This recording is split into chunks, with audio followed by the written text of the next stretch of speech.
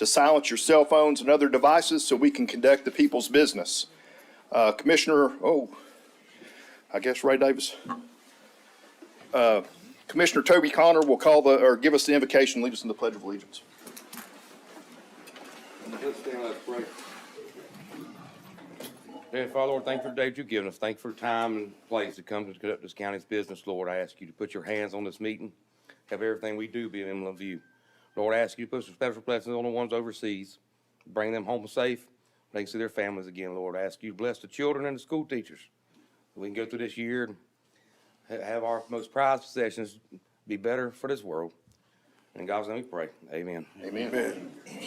I pledge Allegiance to the flag of the United States of America and to the republic for which it stands, one nation, under God, indivisible, with liberty and justice for all. Ms. Mincy White will call the roll of the commissioners. I, Venus Mincy White, present as clerk of the Board of Commissioners of Bulloch County, hereby call the roll for those on the governing body. All those present shall answer by saying aye. Chairman David Bennett. Aye. Vice Chairman Toby Connor. Aye. Commissioner Ray Mosley. Aye. Commissioner Anthony Simmons. Aye. Commissioner Nick Newkirk. Commissioner Timmy Rushing. Aye. And Commissioner Ray Davis. I've determined that we have 6 members of the Board of Commissioners present. Therefore, we have a quorum to conduct business for the good of the citizens of Bulloch County. I now yield the floor back to the chairman. Thank you, Venus. Before I entertain a motion to approve the zoning agenda, do we have any discussion or modification desired by the county manager or the board?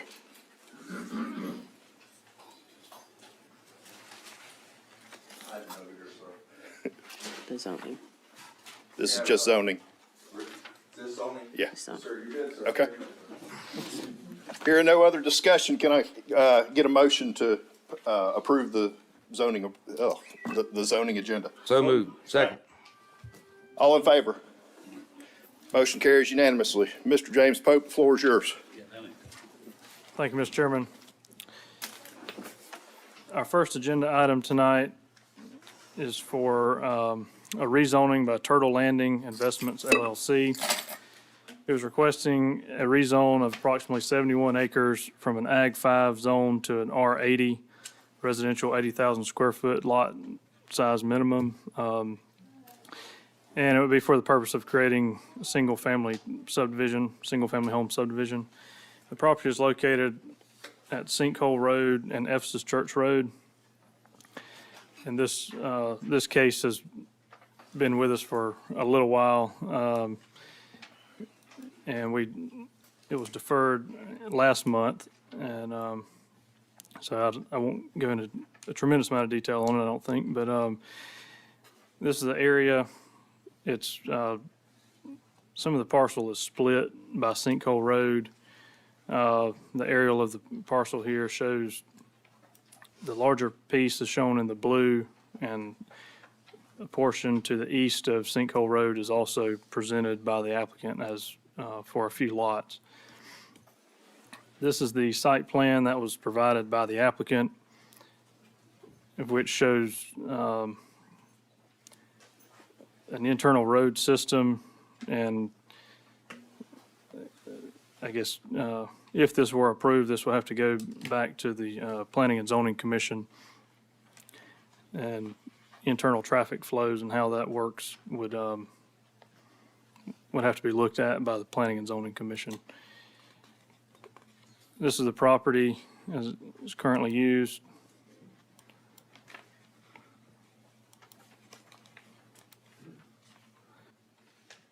And with that, I'll take it back to the site plan. Planning and Zoning recommended a denial by 5-0 vote, and staff has a few conditions that are recommended if approval is granted. So with that, I will turn it over to Mr. John Spandel, who's acting as agent for the applicant.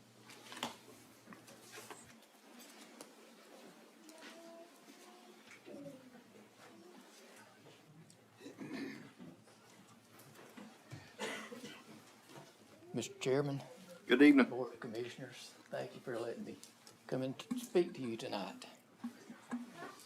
You've seen me before. We're here We have property on Ephesus Church Road and Sinkhole Road. It's zoned Ag 5. It is going to sell either Ag 5 or 80,000 square foot where you can put two. We have made a really concentrated effort to make this a really upgrade, nice subdivision. You know, we've done this to try it. It would be a plus for the community.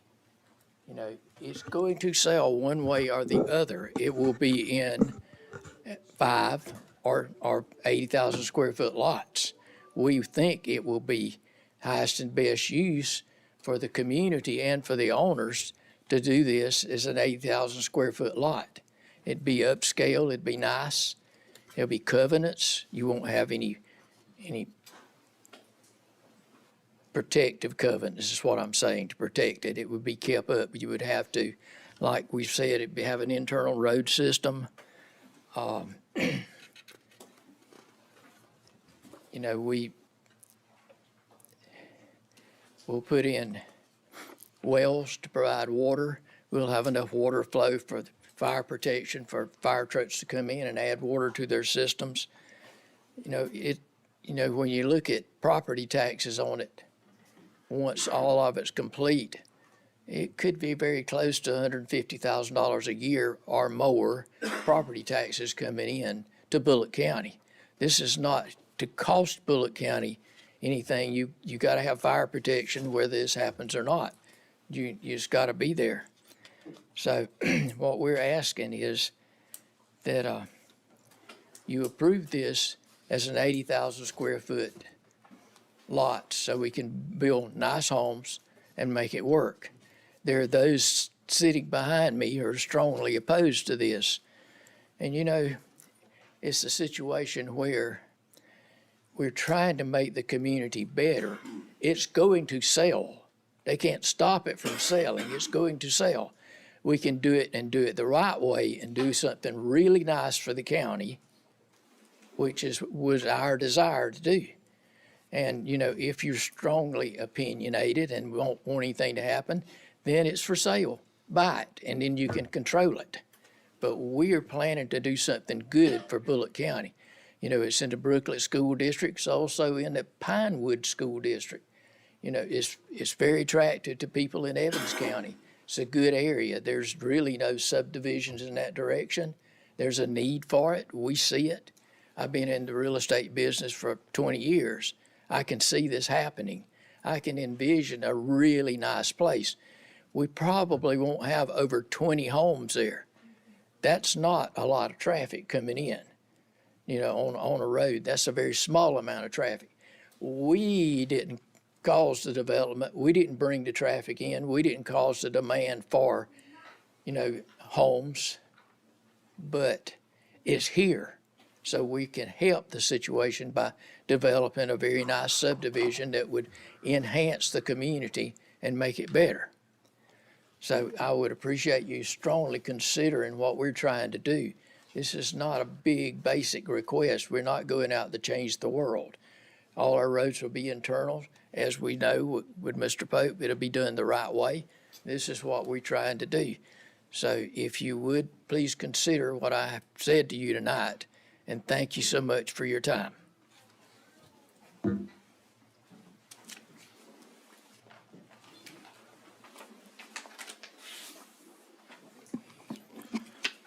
Before we start with the folks that are in opposition to this, there's 8 people that are signed up. In order to give you all an opportunity to speak, we're going to allow you 2 minutes apiece so that you can come up and speak. Typically what they do is just give you 10 minutes, and it would be up to y'all to figure out how you want to divide it up. We're going to try to be fair about this and make sure everybody gets a chance to share their piece. So we'll give you 2 minutes apiece. Venus. Tammy Anderson.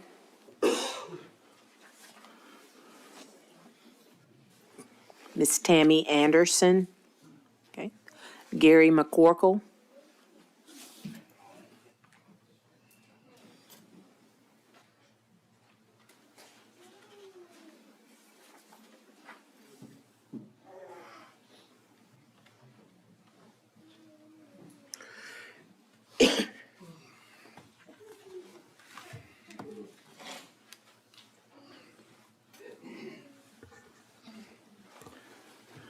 Commissioners, thank you for hearing our petition. My wife's passing out some stuff. Before I start, I ask the ones that are here opposed to this rezoning, please stand. Or if you already stand, and raise your hand. I knew there's about 20, 25 people that was going to be here that's opposed. Thank y'all.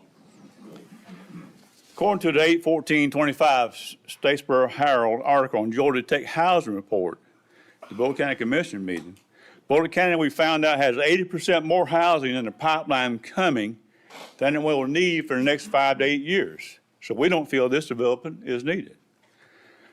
Also, this does not adhere to the objectives of the Smart Bulloch 2045 plan.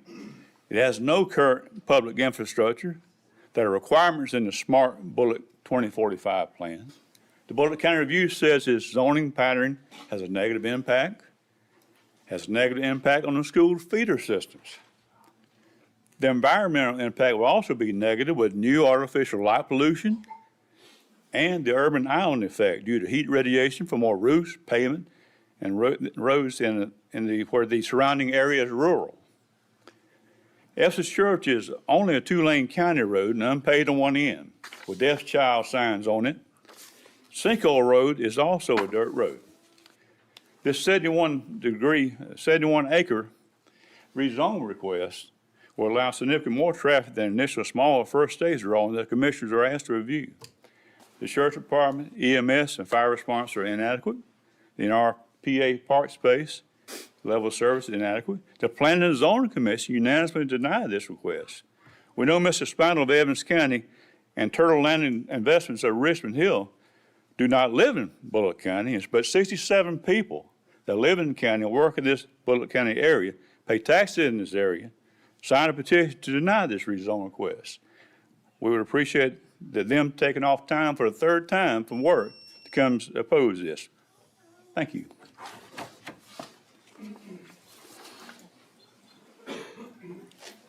Reese McCorkle.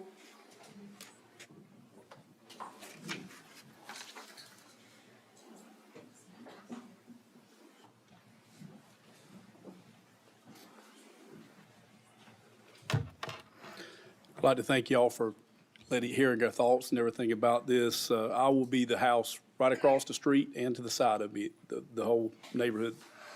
My name is Reese McCorkle. I've lived in the area for 25 years. They're off a Sinkhole, off a family farm that was there in 1944. Our family has owned this property since the 30s. I moved here from Lincoln to get to the country where I had land to hunt, fish, and enjoy the outdoors.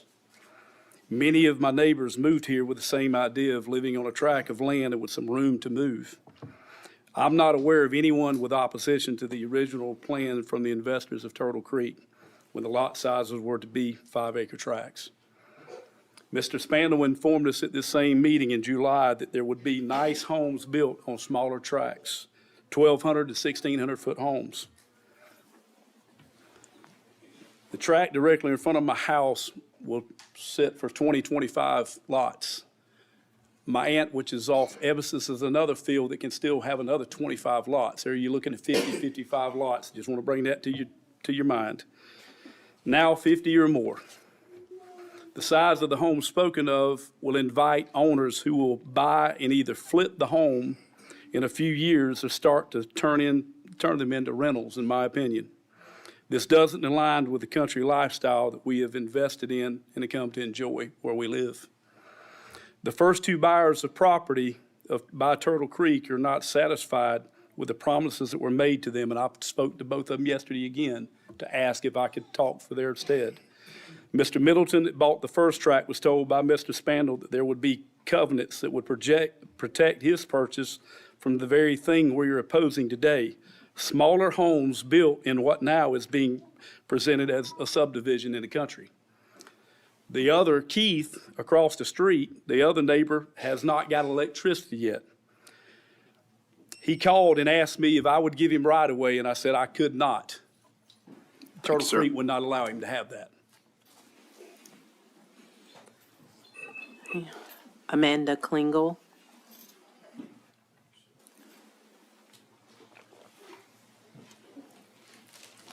Hello again.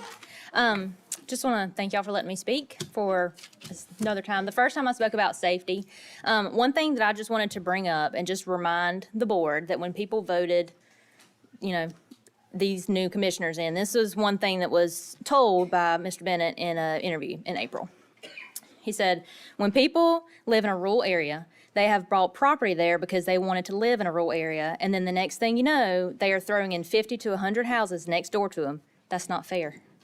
Not fair to those people as well.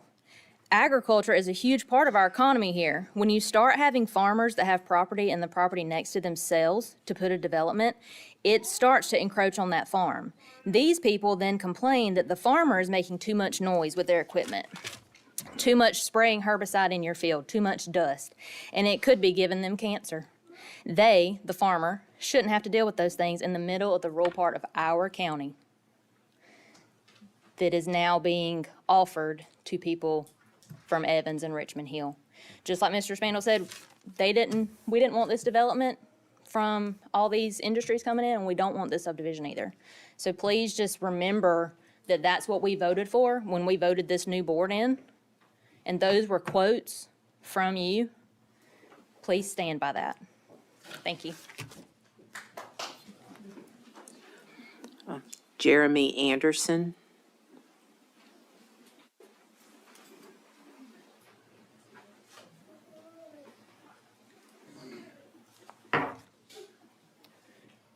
All right, just want to echo all the things that have been said so far and want to reiterate some things before so that it's not forgotten. Being part of law enforcement as a crime scene investigator for 8 to 10 years, the more you introduce this type of housing or just any kind of housing, crime will go up. That's just a matter of fact. The quote, nice homes, as someone has already said, 1,200 square foot, those are definitely kind of flip spec type houses. This is not 3,000 square foot, 4-sided brick homes. So I think that's quote nice has definitely been overrated. If someone's living in that type of home, they're not going to send their children to a $10,000 a year private school. So I think that argument was a non-starter. Also, as someone has already mentioned, agriculture, and I've said this before, is on the seal that comes up at the very beginning of the slide. It says agriculture underneath it. That is the lens, rural lifestyle by which Bulloch County zoning was to be interpreted many years ago, including education.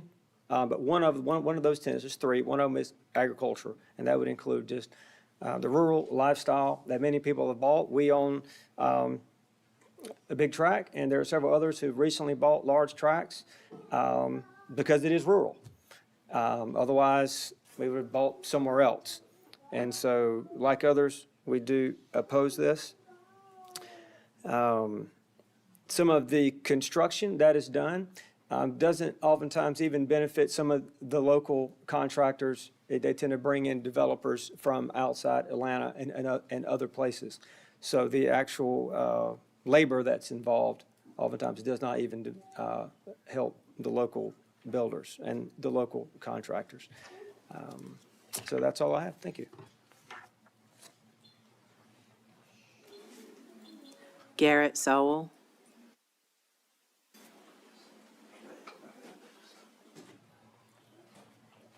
Good evening. Thank you for this opportunity, Commissioners. A lot of the points I had have already been covered tonight, so I won't rehash those.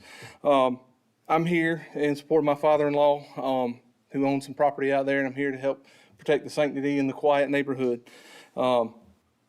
A couple things I want to remind the board of and everyone in attendance.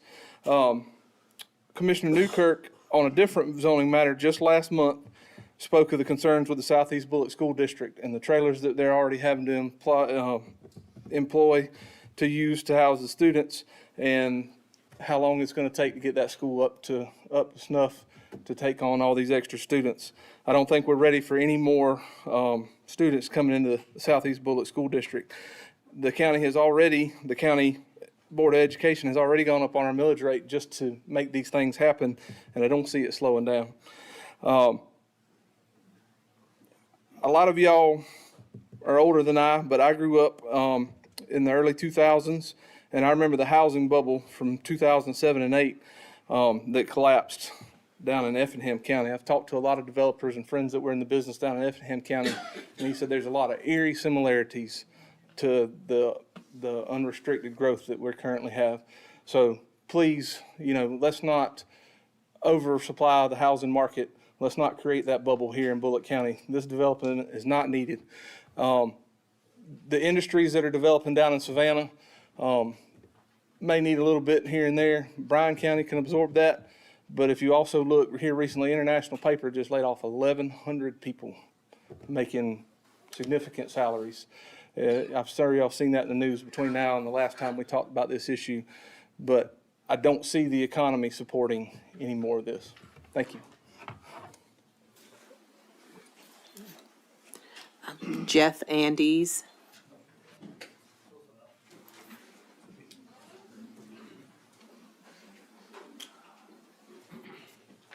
Thank you. I appreciate the opportunity.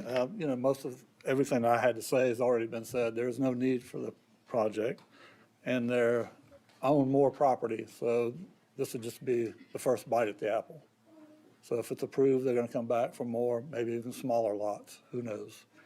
And also, in the spirit of transparency, maybe we could understand how the zoning and planning commissions both denied it, and yet we're here today for either change everything that they voted for, or, well, I just don't understand that. So that's about all I really had to say tonight, and I appreciate your time. Reed Anderson.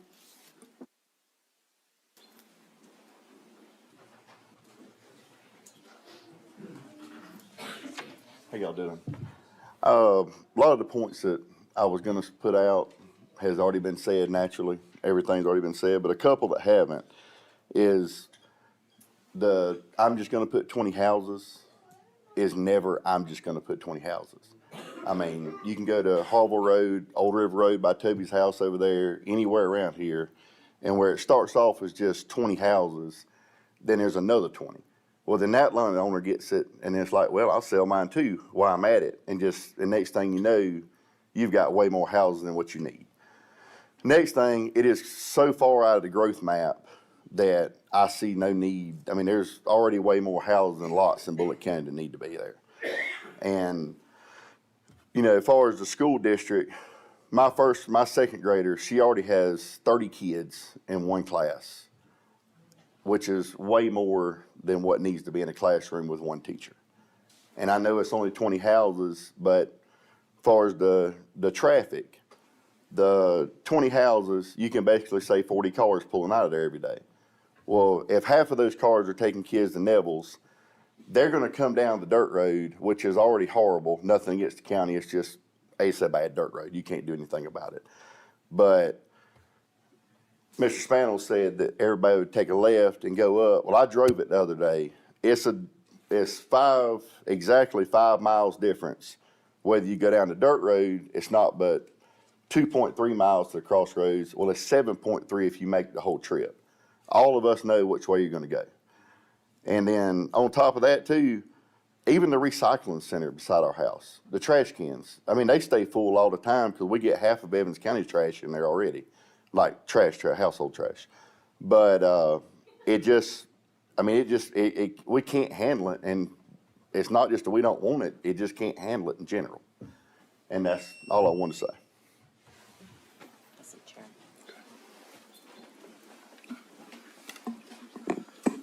Mr. Spandel, I believe you got 6 minutes still if you want to come up and reply to any of those comments or add anything else to the discussion.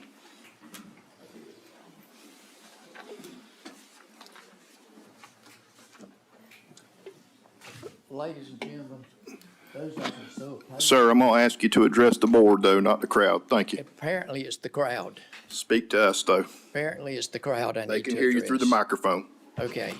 What I'm saying is, the property is for sale. It's either going to be sold in 5-acre parcels, or it's going to be sold in 80,000 square foot parcels with a nice system on it. It's going one way or the other. I mean, we can pull the covenants and let it go however it wants to go, but it's going to sell. We have turned all of those requests down for sales like that. We can put land home packages on it. We can put barn dominiums on it. We can put all kind of stuff on it. We have selected and have turned all those away because we were trying to do a nice small subdivision. There's no more land. This developer is not going to developers from Glenville, Georgia. The contractors from Reedsville. There's nobody from Richmond Hill. The people who have a lot of the money in it live in Savannah. But, so we're trying to do something that's good. It's not that, it will happen because it will sell, because we could have sold it 100 times in 5-acre lots for different purposes.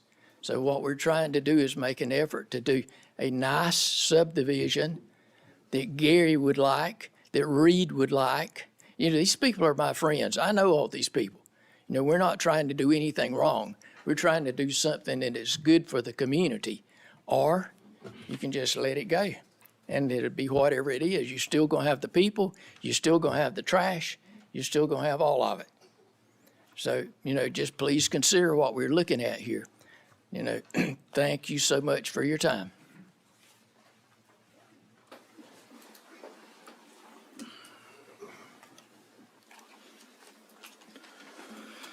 Any questions or comments from the board?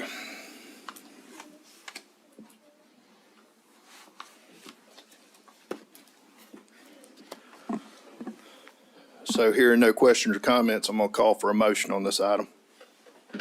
Motion to deny. Do I have a second? Second. All in favor of denying this rezone, say aye. One more time, give me some hands so I can see them here. Okay.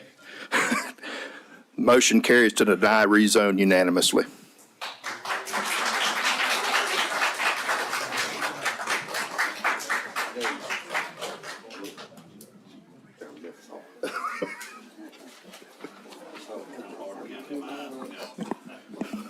I was like, if there's anybody that wants to leave now, you're welcome to do so. I mean, you can stay for the whole meeting if you want. We'll make it as entertaining as we can.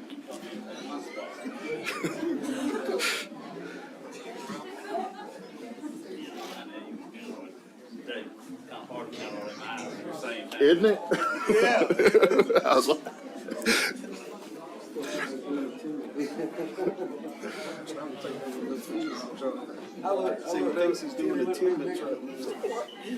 I thought it was at 6 o'clock. I apologize. that's okay. I apologize. That's all right. I was worried about you. I get to vote even though I ain't on the roll call. Venus will let you slide this time. Mr. Pope, I believe we're ready for item number 2. Thank you, Mr. Chairman.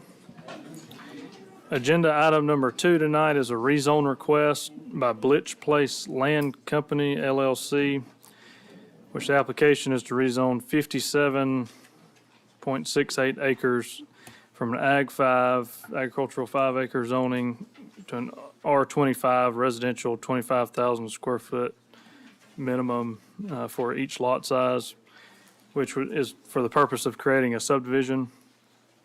Property is located on Old Riggs Mill Road, and Elizabeth Veal will serve as the agent. Planning and Zoning Commission recommended a denial by 3-0 vote. And then staff recommends a denial of the rezone request. However, we do have some conditions in the staff report if approval is granted. And you don't look like Elizabeth Veal, so Cody Rogers will be the agent. I apologize. She is here tonight, though. She'll do the bulk of the presentation. I was just going to come up here and. All right. Let's see. All right, the general location of the property is just in West Bulloch County, to the west of Statesboro. It is located in a rural open space character area. This is the zoning for the property and surrounding properties. Primary access would be on Key Akins Road, which is a county-maintained paved road. There are some R2 residential two-family zoning and R3, which is multifamily zoning, on the northeast side of Old Riggs Mill Road, in which some have been rezoned in recent years, others were developed prior to 1994 when the zoning ordinance came into effect. An aerial for the property here, as you'll see, it is surrounded by agricultural properties and currently used in row crop farming. This is the site plan for the property, again showing the primary access points being on Key Akins Road. And these are photos along Key Akins.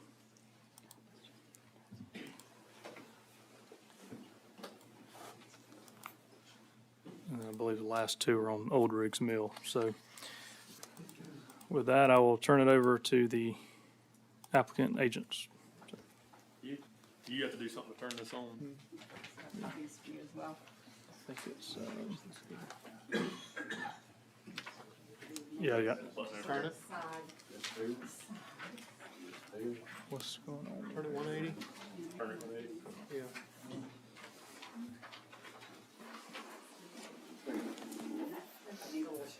There we go. Thank you. It's all right, I can share with Kenny.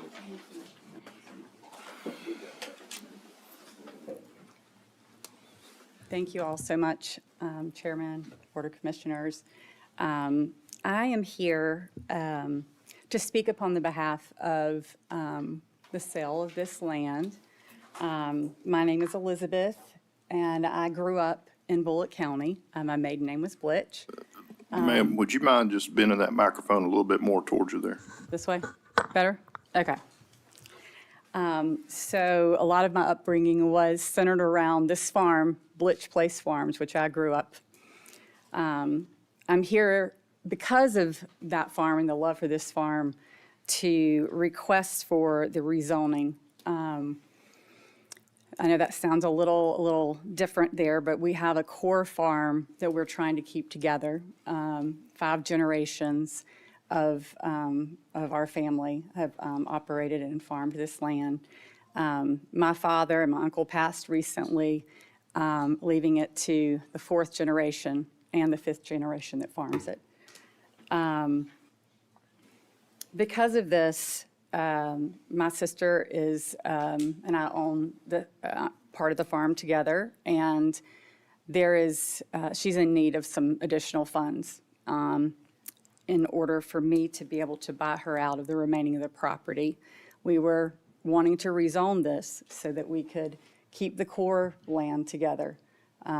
This represents about 13% of my and my sister's ownership, and less than 3% of our overall ownership. So it's sacrificing something that of our own to be able to keep the whole and the history that's been in place for so many years. What I passed out to you just kind of shows you, the land that in the blue, which is the small parcel, and the other as a whole. That we're trying to keep together. That represents the home place where my grandparents built their farm, where my uncle and father grew up, where I grew up swinging on the front porch, all the things. That all connects as core land that's part of our original history that we're trying to preserve. So for me, it's not necessarily for profit's sake, it's for preservation's sake, to keep our core family land operational and farming for 5th and 6th and 7th generations, that I'm appealing to rezone this piece of property. And I would respectfully request your consideration and happy to answer any questions.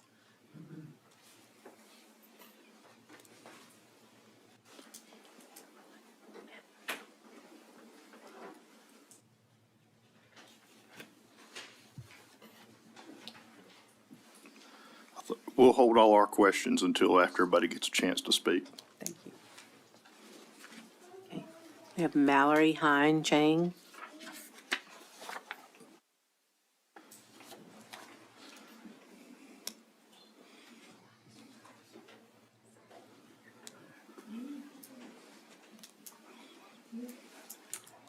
Good evening. Evening. Dear board members, my name is Mallory Chang, and it's an honor to speak to you all again regarding the proposal from Bulloch Place Land Company to rezone these acres off of Old Riggs Mill Road from Ag 5 to RF 25 for the purposes of building a subdivision. This is the same request that was proposed last meeting, and thus I again humbly ask that you consider denying this request. Again, this property is located in the heart of the rural open spaces area of Statesboro and Bulloch County. And there are policies included in Smart 45 that are in place to protect this prime agricultural land. This land does not exist by itself, and it borders hundreds of acres of current working farmland and conservation land. The rezoning from Ag 5 to R25 would go against Bulloch County policy and opens the door to negative impacts for the landowners near it, and should this request be approved. Additionally, the proposed construction of 69 houses will cause undue stress on schools, EMS, fire services, according to the departmental review, further demonstrating this proposed plan is not beneficial for the community as a whole. I humbly ask that you consider denying this proposal again, as it does not meet the vision of Bulloch County that we voted for. Thank you so much.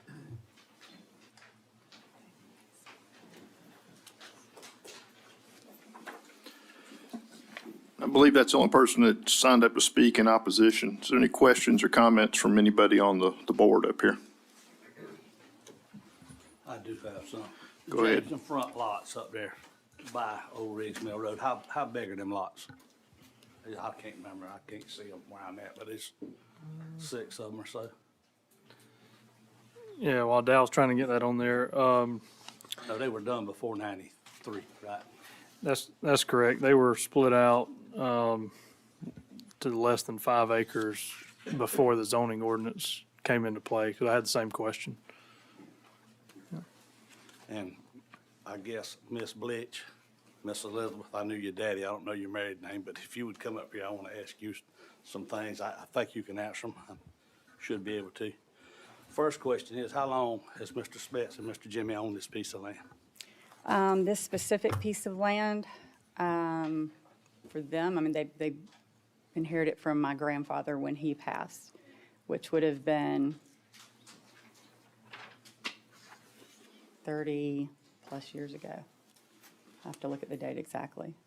So I'm going to ask you this, and I think you'll agree with me. I feel sure that Mr. Jimmy's daddy and Mr. Smith's daddy didn't buy this piece of land to put houses on, but times have changed. Definitely, it was originally agricultural land, although, there have been homes throughout the farm. I said that just trying to say that I understand completely. I was just you're not a family that come in here or anybody that come into Bulloch County and bought some land to turn it for a profit. It's just what's been done kind of to y'all. Correct. With father Yes, sir. time and everything else that goes. Yes, sir. And I got to ask you this because it's been mentioned on both sides. Maybe you can't answer this. James, you're going to have to answer this, whether I can even ask this question or not. Would it be even considerable for this to go to R80 instead of 25, if agreed on by Miss Elizabeth, Miss Blitch? I didn't know you. I believe Buying it or whatever. Mr. Akins and I have discussed if it's possible, and you could zone it tonight to an R80 without having to go back through the process, since you're not increasing the zoning request.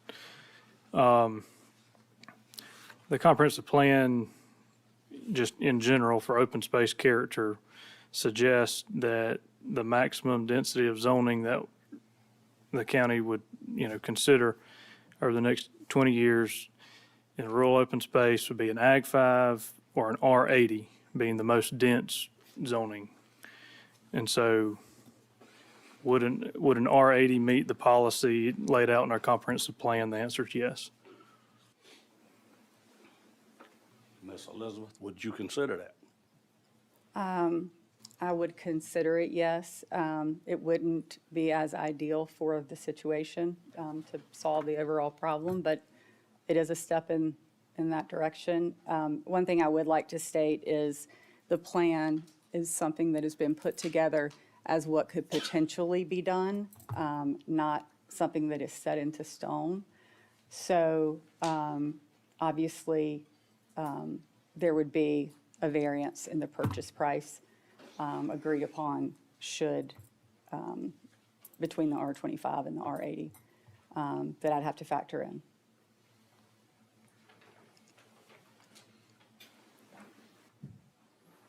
I don't know where to go to from here, but that was a suggestion, and if you can't give us an answer tonight, and I fully understand, I just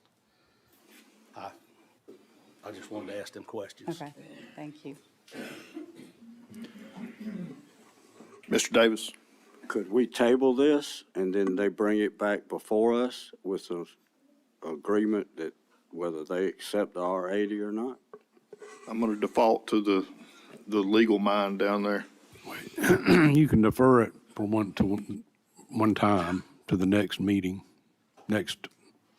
first meeting in October. Now, when you use the word agreement,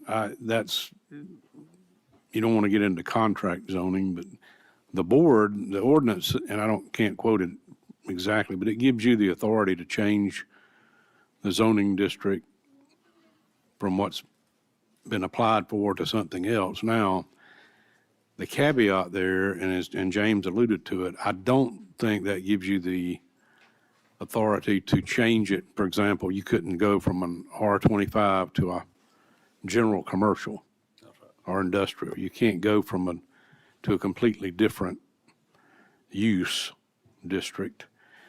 Nor do I think you can go, I don't think you can go to a more dense, like you couldn't go from R80 to R25. But I think the fact that it was advertised for R25, I think you could change it to R80, R40, something less dense than R25.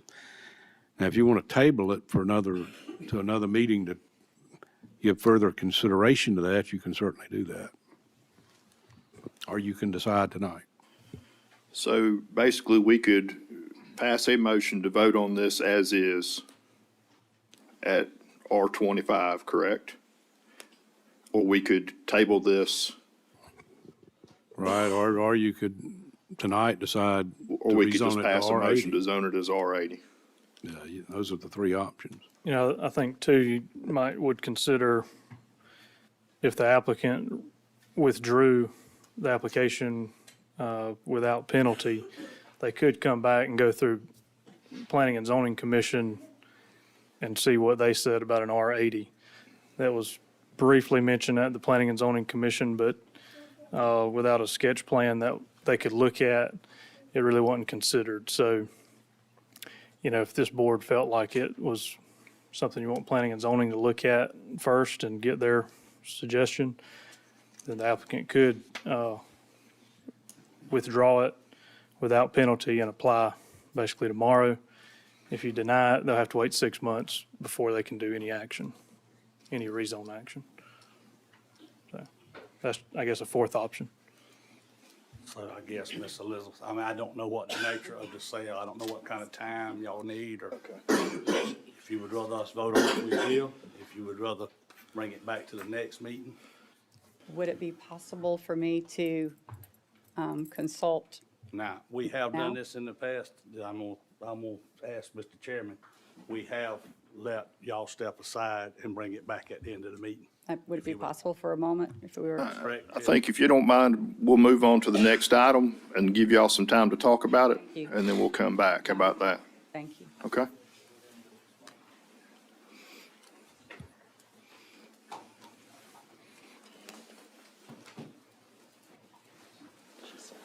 Okay.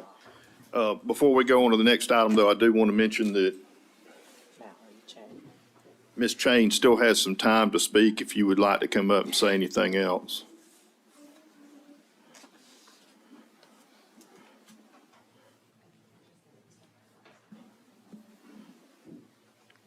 Did Ms. Chain leave? Okay.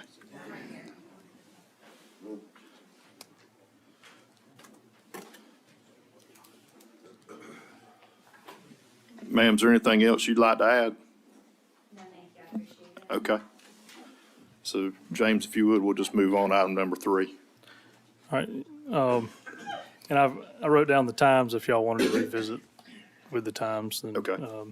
when they come back. But, item number 3 is a rezone request by, Nathaniel Lundy, whose, application is to rezone 1.4 acres from an R40 residential 40,000 square foot minimum to an R2, which is a, residential two-family or duplex zoning. And this would be for the purpose of, this would be for adding 2 duplex units, or, 2 duplex units, which would be a total of 4, I guess 4 individual units. And then property is located on Miller Street Extension. Staff recommends approval of the rezone with conditions. And then Planning and Zoning Commission recommended a denial by 6-0 vote. We'll preface that by saying that Mr. Lundy, I believe, maybe was not able to be at the Planning and Zoning Commission meeting for, I believe, 2 months in a row. So we did defer it once and then without, but again, he's here tonight. So without hearing from the applicant, I think the Planning and Zoning Commission just kind of, needed to push it along forward. So there is, that's kind of the background on it. The general location is to the northwest of Statesboro along Miller Street Extension. And here's the zoning for the area, primarily single-family homes. However, this manufactured home park was developed, I believe, prior to zoning was put in place. And the original site plan for the park is shown in the staff report. Originally, the applicant planned for duplex units, 2 additional structures on 2 lots. But when zoning came into place, that's why we're here. You wouldn't be able to do that in R40. So for the most part, this park is completely developed, and the rezoning would complete the park. Now, the location as shown here on the aerial, this is the park in its entirety. It would be the vacant area to the south, I guess, south boundary of the property. And again, this is the original site plan that was proposed when the development occurred. And this is the 1 duplex unit that is already in the park. And this is the general area, actually the driveway into the park, the first driveway if you're coming from Statesboro. And this is the park. Now, we'll make note that the driveway on the opposite side, the second driveway is mostly paved. However, this entrance where the additional units would be going, as you see, is not an improved surface. So we do have a condition that would address that, to have that into an improved surface, because it would be more than just the 2 duplex structures accessing the road. It would be others in the park as well. So if it was developed by today's standards, that park would have to have paved interior drives in the park. So that's the purpose of the condition. And so with that, we have Mr. Lundy, who's owner and applicant. I'll get it back to the site. Yeah, boy, well, I done paid that other driveway up to 120 feet. And so I already thought I could go ahead on and build another duplex until I come up here, because it already been drawn out on mother plat. No, they said no, I couldn't do it, so I had to go and come back up in front of y'all and see can I get a permit to draw it.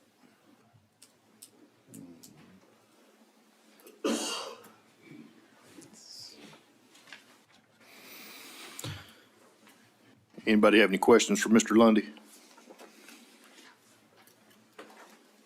Did you say you've already paved the other road? Done paid it. Okay, so you got two paved roads now? 120 feet. Okay. I might build now, might not. I Okay. just wanted, where I can have a pass on if I want to do it. Okay. The other thing I see is water, community water. How is the rest of the water system in there being served? Beg pardon? How's the rest of the water? Do y'all have like a water system out there or individual wells or But deep well, deep well? right, plan on putting me a nothing back over Okay, so there. you're gonna put it, so you'll have two deep wells out there? Right. Okay.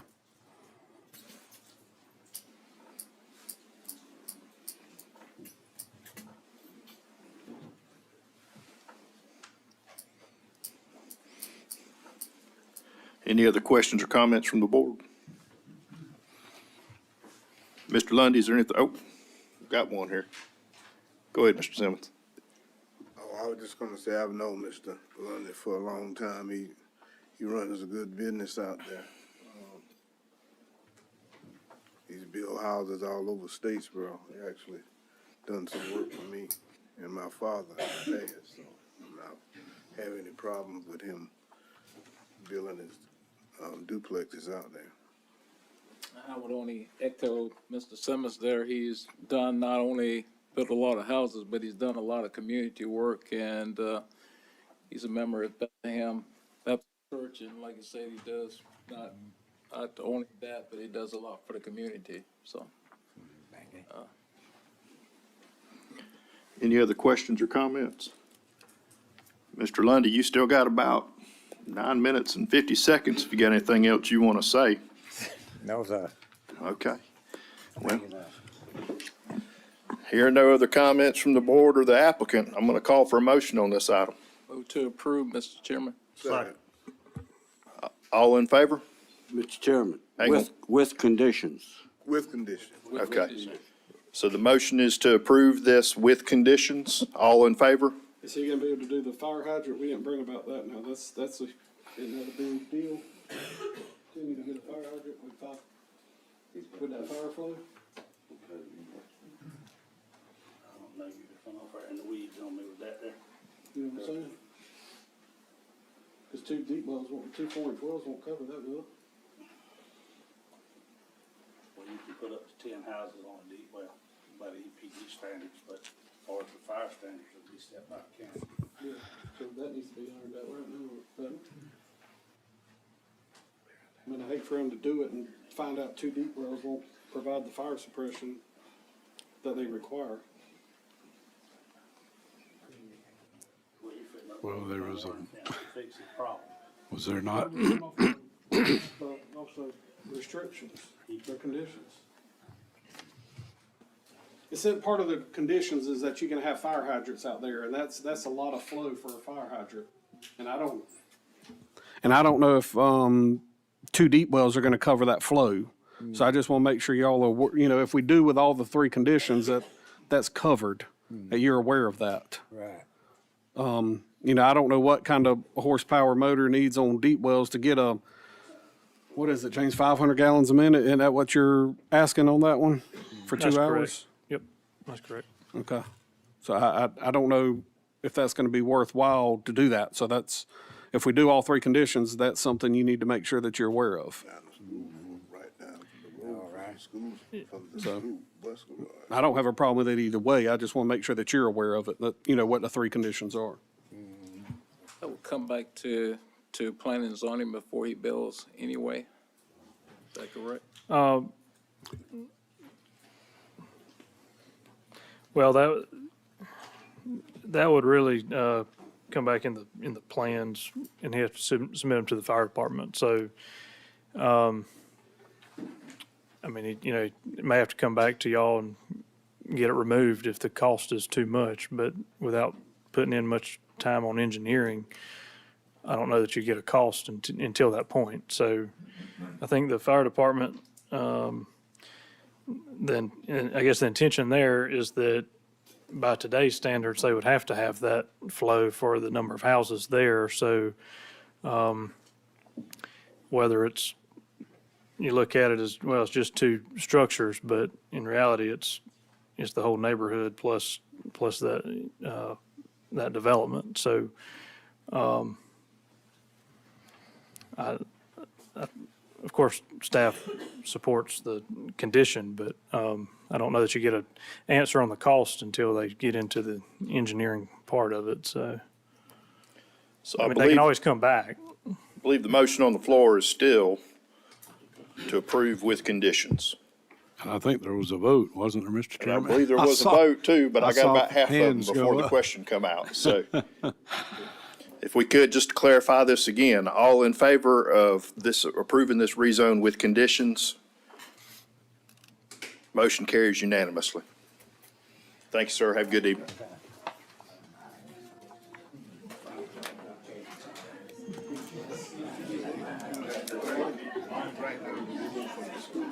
Right.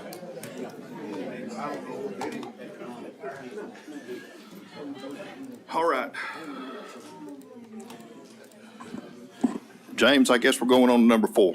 All right, agenda item number 4 is a conditional use request by New South Development, who submitted an application to construct self-storage units on the property, which is located at 9384 US Highway 301 South.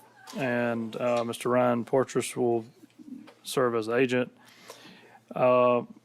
Staff recommends approval of the conditional use with the conditions that are in the staff report. Planning and zoning also recommends approval by 6-0 vote. General location of the property, it's as stated, 301 south of Statesboro. It's in a highway commercial zoning district.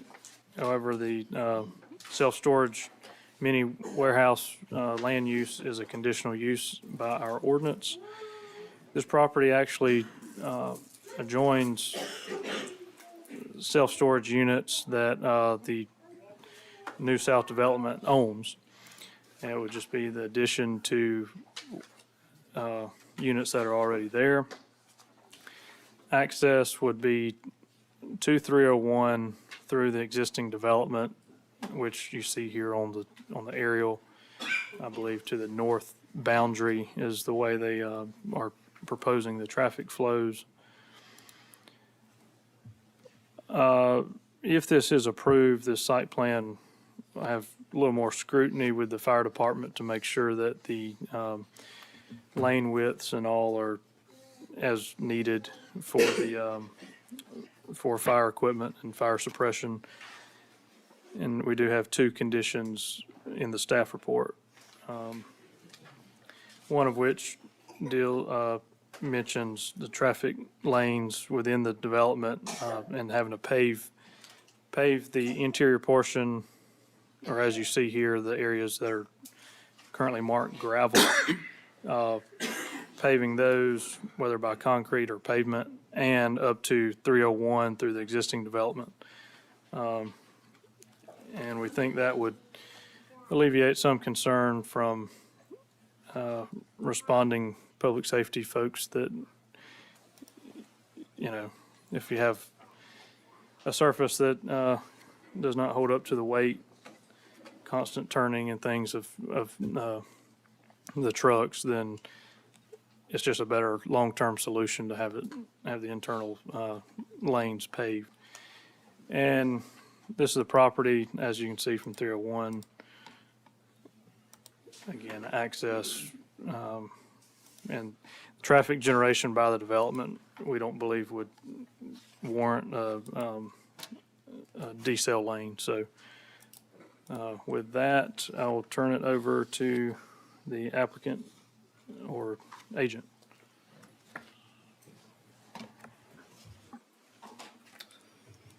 Good evening, Commissioners. I'm Jay Daniels, filling in for Ryan Porthras.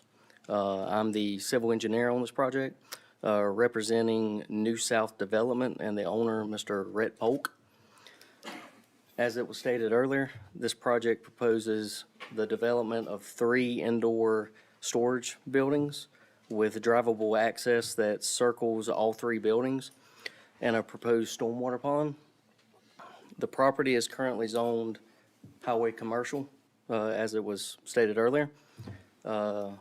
Like the adjacent property it connects to and is planned to basically have that same use and purpose. The owner indicated that he will agree to the two proposed conditions set forth by the planning and development under the conditional use. So if there's any technical questions that you guys have, I'll be happy to answer those.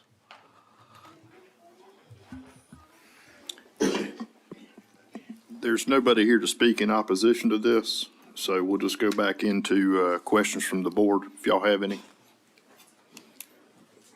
You are aware of the staff recommendations and you are agreeing to do that? Yes, sir. The owner understands that, and he does agree. That's correct. And that's a detention pond in the backside of it right there. Is that what I'm seeing? Yes, sir. With the different hatch, that is the proposed stormwater pond. Okay. That's correct. Any other questions? Hearing none, I'm going to call for a motion on this item. Mr. Chairman, I'll make a motion that we accept this conditional use with the condition. Do I have a second? Second. All in favor? Motion carries to rezone this property unanimously.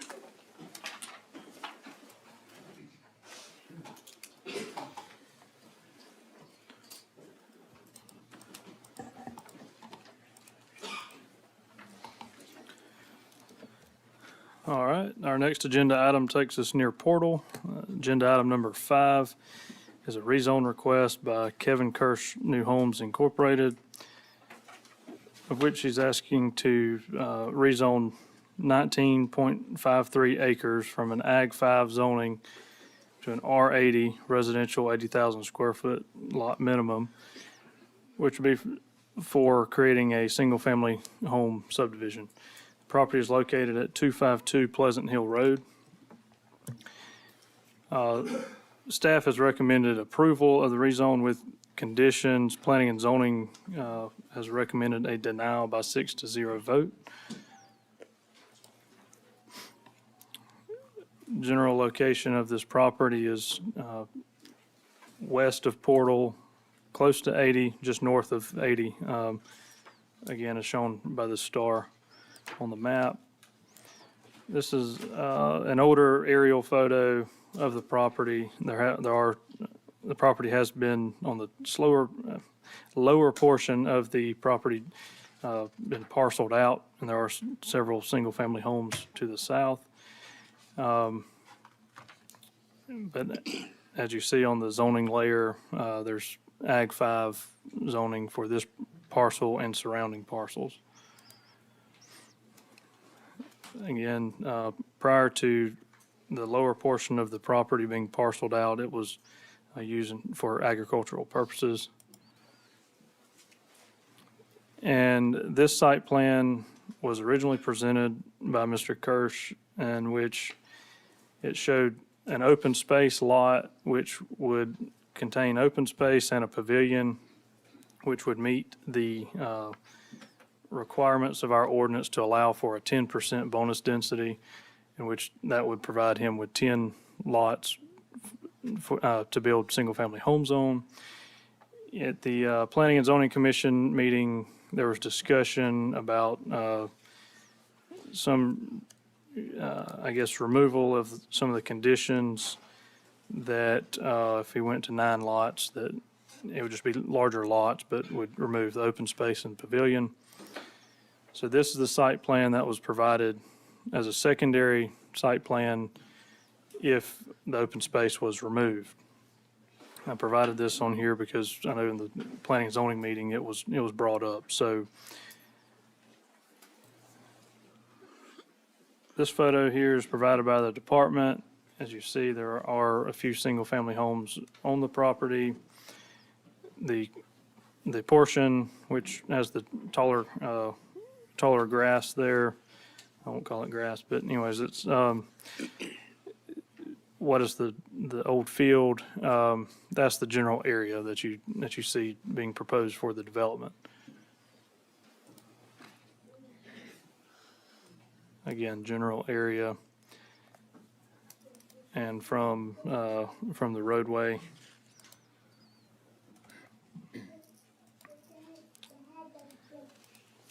And with that, Mr. Kershaw, I'll turn it over to you. All right, Commissioner, Board. As he said, I'm here trying to rezone 19.53 acres from Ag 5 to R80. The sketch plan was originally submitted with 10 lots and an open space, allowing for the reduction in the lots. And one of the conditions coming back was that they were counting the open space as the 11th lot, making an intermediate subdivision versus a minor subdivision requiring a community well and fire flow, basically. And the fire flow, I found that out the day before planning and zoning. So we had redone the plat showing 9 lots on there just because of the fact the fire flow Mr. Lundy just went through. The first price I got was about $350,000. So it's just not feasible for that. There's no additional land to spread the cost to, no additional lots. I understand Mr. Carter's letter that's attached to the thing. I understand he needs tanker fill points throughout rural, and I know they're pushing for that, but it's just economically, it's just not feasible. It's a low-density, minor neighborhood, fine with the 9 lots, just to get out of the fire flow situation. The impact summary had 2 negatives on it. One was law enforcement, but it also mentioned that a full-time law enforcement officer would not be needed. The other was the school system, and mentioning the feeder system to the school was almost at capacity, but it's not at capacity. And the response times for EMS and fire are adequate. And so I'm just requesting the R80 rezone.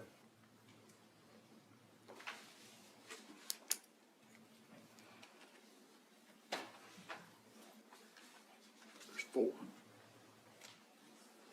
I think there's 4 people here that are signed up to speak in opposition, so if you don't have anything else, we'll allow you to reserve your other 8 minutes in case you want to come back up after they get done. All right, thank you. Joseph Stuckey. I just want to remind y'all, there's 4 of y'all would like to speak, and you have 10 minutes. Altogether. Yes, sir. My name is Joseph Stuckey. I just retired as a professional land surveyor in 2009, started in 1963. I was the Chatham County surveyor. My wife and I lived just outside the Girl Scout camp in Savannah. If you don't know where it's at, ask your wife, she'll tell you. But the same thing happened. They were going to develop property right next to us and do this same thing that we're going to do here, and we decided to relocate. So we bought a little less than 35 acres next door to this proposed development, and we put our house as close to the middle of it as we could get it. So we did not have to live next door to this thing that we're proposed. This was the idea to get away from it. We've enjoyed this property for 40 years. We've always, my wife said the other night at the tax meeting, she's always thought the taxes were fair in Bulloch County. They are. We are from Savannah, but we do like Bulloch County. We were given a 10-lot layout by the Planning Commission. We wrote up these little notes, what we thought was wrong with it. Of course, when you look at it, you can tell right off. One of the lots is over 7,000 square feet short of being 80,000 square feet. So we didn't go into anything else. We just considered the 10-acre lot as being substandard and new, but y'all wouldn't prove anything that's substandard. So then we keep hearing, not the first I've heard about the 9. They flashed it on the screen a couple of weeks ago, but I couldn't see it from back there to tell any details. So the public, these folks out here, have not had the opportunity to come up with how they'd like to be against 9 lots. We are definitely against 10. We'd like for you to vote on the 10 because they are substandard. Now, they told us that they were going to give a 5% because he had that little park thing there. The lots would still be substandard. The commission told us they were going to give 5%. This guy says tonight 10. I don't know where that came from. But anyhow, please deny this thing because We've lived here for 40 years. I don't want to have to relocate at 80 years old. I did it at 40, I could handle it, but not at 80. Thank you much. Beverly Stuckey.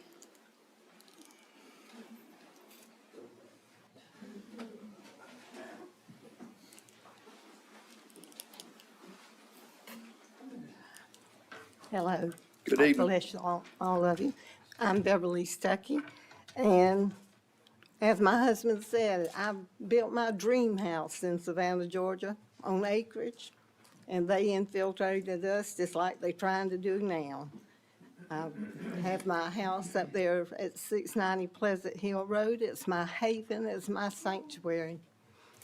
And we've been there 38 years. We've been taxpayers. I had fought to keep the Portal High School open when everybody wanted to bus our kids back to Statesboro. And I just think it's outrageous we can let this gentleman come in here and throw this pop-up subdivision, what they're doing all over Bulloch County, and ruin the acreage. We live on rural acreage up there.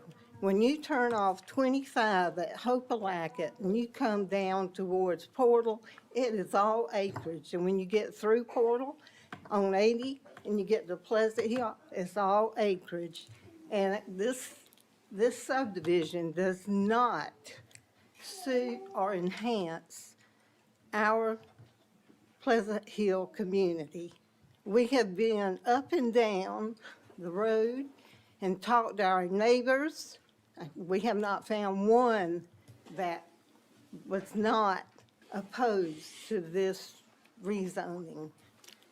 And I'm not beyond begging you, but please deny this from Ag 5 to R80. And I appreciate your time. Thank you. Robert Siemens. Would you hold the time? I need to get this going, please.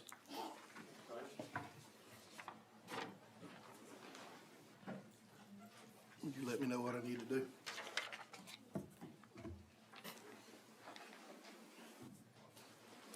Turn it around. 180. 180. Okay.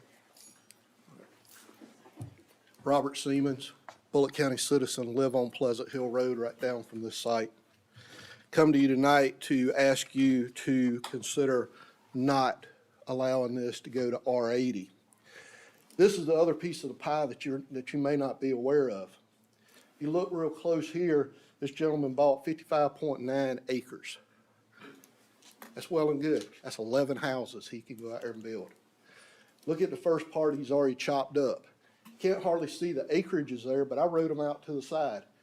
6.3, 5, 5, 6.42s, 5.8, 8.82. Grand total, 36.35 acres. Okay? Go to the new area. When you get on the new area, look at the area he's asking tonight. Okay? The actual acreage there is 19.55. That's 3 houses. Built them by 5 acre lots, not a 4.55 lot. 5 acre lots. He can build 3. He shot himself in the foot. He's gone from 11 houses he can build. Now he can get 9 on site. Okay? Just bad math. Let me throw something else up here.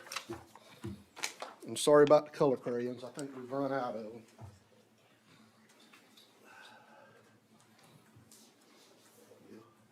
I'll get over here right in a minute. Still not gonna work. Some way, shape, or form there, sorry. If you keep turning, eventually you'll get there.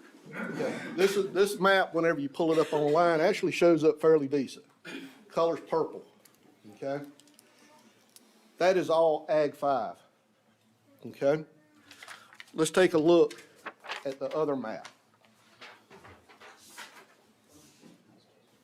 There's Bulloch County's map up above. Hope you like it. Where's the other colors at? If you want more color crayons, you go south. They're all over the place down there. That's Ag 5 acreage. Okay?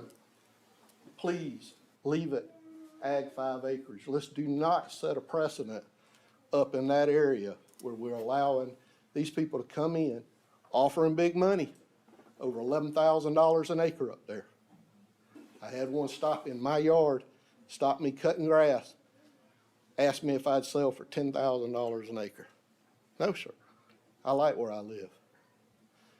His math, $11,000 an acre. Please, pay attention to the numbers. Trying to squeeze in what they can, and please deny. And I'll sit back down. Thank you. James Carr.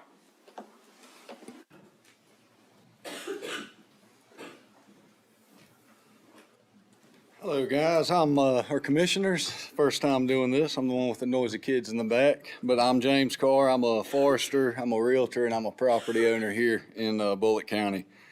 I'm here tonight speaking in opposition with about another dozen landowners that are all adjacent to me. Like Mr. Stuckey said, you can go up and down that road as much as you want. You won't find somebody that's for it. As transplants, me and my wife, we moved to Bulloch County about 9 years ago. We started off in Brooklet, and at the time, that was the place to be, the small farm town, the small school system, all those things. Then we moved to Statesboro for a couple of years, and then we ended up buying 100 acres and putting everything we had into building what we hope is our forever home.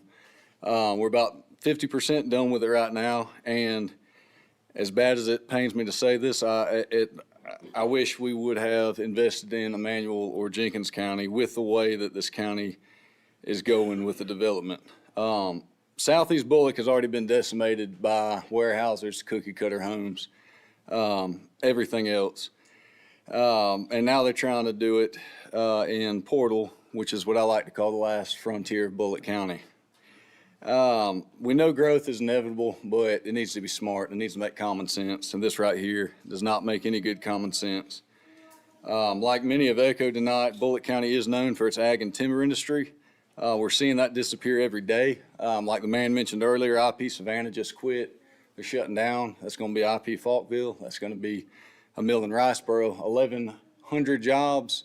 They're estimating a job for every one of those jobs is going to be affected. So 11,000 people. And just as a side note, as a forester, this gets me fired up. But when I reached out to our congressman about it, he immediately pivoted to the joy that we have of the Hyundai plant. And at least we have that where we can go work. So just know that these ag and timber industries are disappearing right in front of our faces.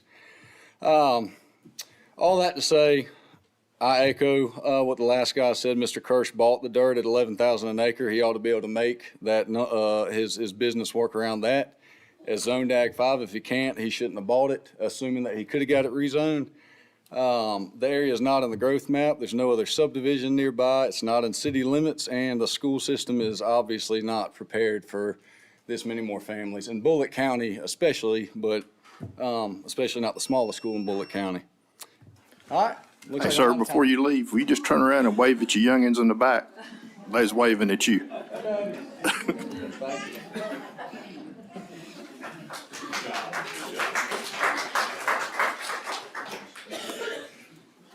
Mr. Kirsch, you still got some time if you'd like to come back up and say anything.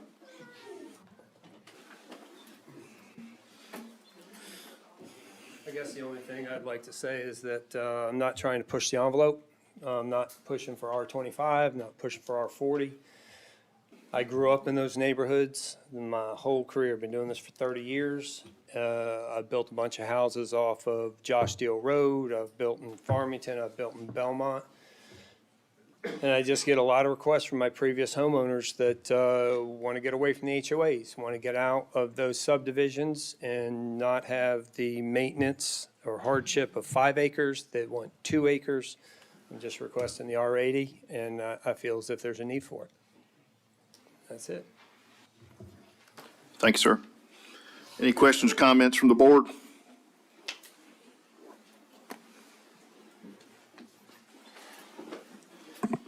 Hearing none, I'm gonna call for a motion on this item. Mr. Chairman, I move to deny. Do I have a second? Second. All in favor? Motion carries to deny rezone unanimously.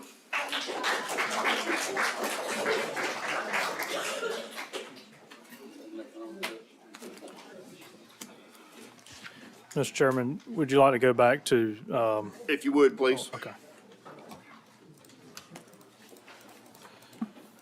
So we're gonna circle back to item number 2. Thank you. I'm gonna give these folks just a second to just take a step out real quick. Just give it to Venus, I'll share with her.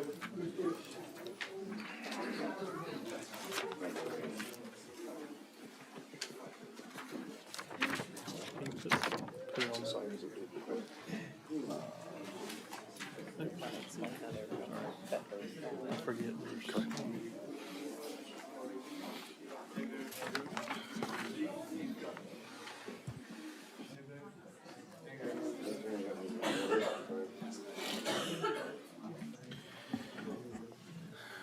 All right, Mr. Chairman, I guess revisiting our agenda item number 2 tonight, of which Bulloch Place Land Company LLC submitted an application to rezone from an Ag 5 zoning to an R25. And this board postponed the vote so that the applicant could, I guess, quickly draw up a R80 site plan. But Mr. Cody Rogers, I guess I'll call you to the podium, or applicant, whichever. Sure. So this is an R40 layout, right? This is 40,000 square foot lots. So you're suggesting an R40? Right. I'll let Ms. Vila expound on that. Okay. So in an effort to achieve what we're trying to achieve and keeping the core farm together, it was the R25 numbers that made it work for me to be able to buy out my sister and maintain the rest. That means I'll need to go back to the drawing board. So if if R80 is, I'm sorry, if R25 is out of the question, even with some considerations, for us to entertain, to go along with that, if it is out of the question, I would counter back, would you consider even an R40?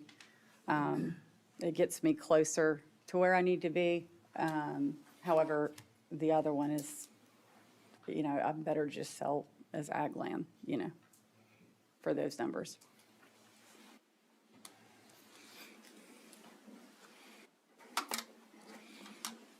Questions and comments?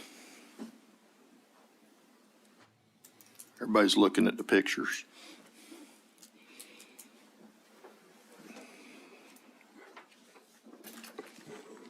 So what we got in front of us is a R40 now? Mm-hmm.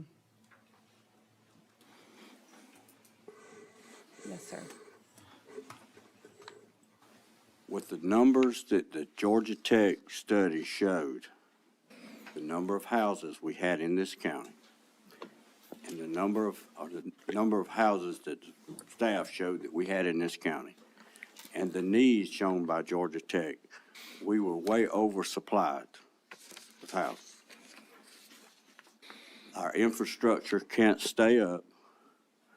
We're at the point of we had to raise the millage rate a small amount to try to cover the citizens of this county on the infrastructure that they needed. I was elected by the people of this county. I have to vote for the people of this county. It doesn't matter whether it's the Bullochs or the Davises. That's just how I feel. I will stand with the people. Just want to clarify, we did not raise the millage rate. We did not do a full rollback. We kept it right where it was.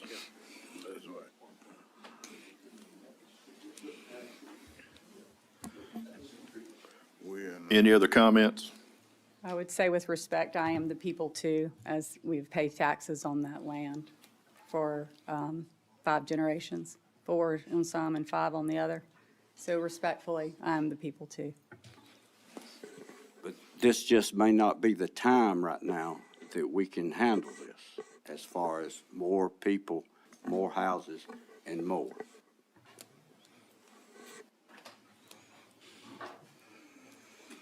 Ma'am, you've still got 6 minutes if you've got anything else you'd like to say. I don't think I have anything else to say. Then I appreciate your consideration and your time and understanding. The reasoning behind this is not for profit, it's for preservation of a longstanding legacy of our family and our family farm. That was the reasoning behind it. And I appreciate your time and consideration.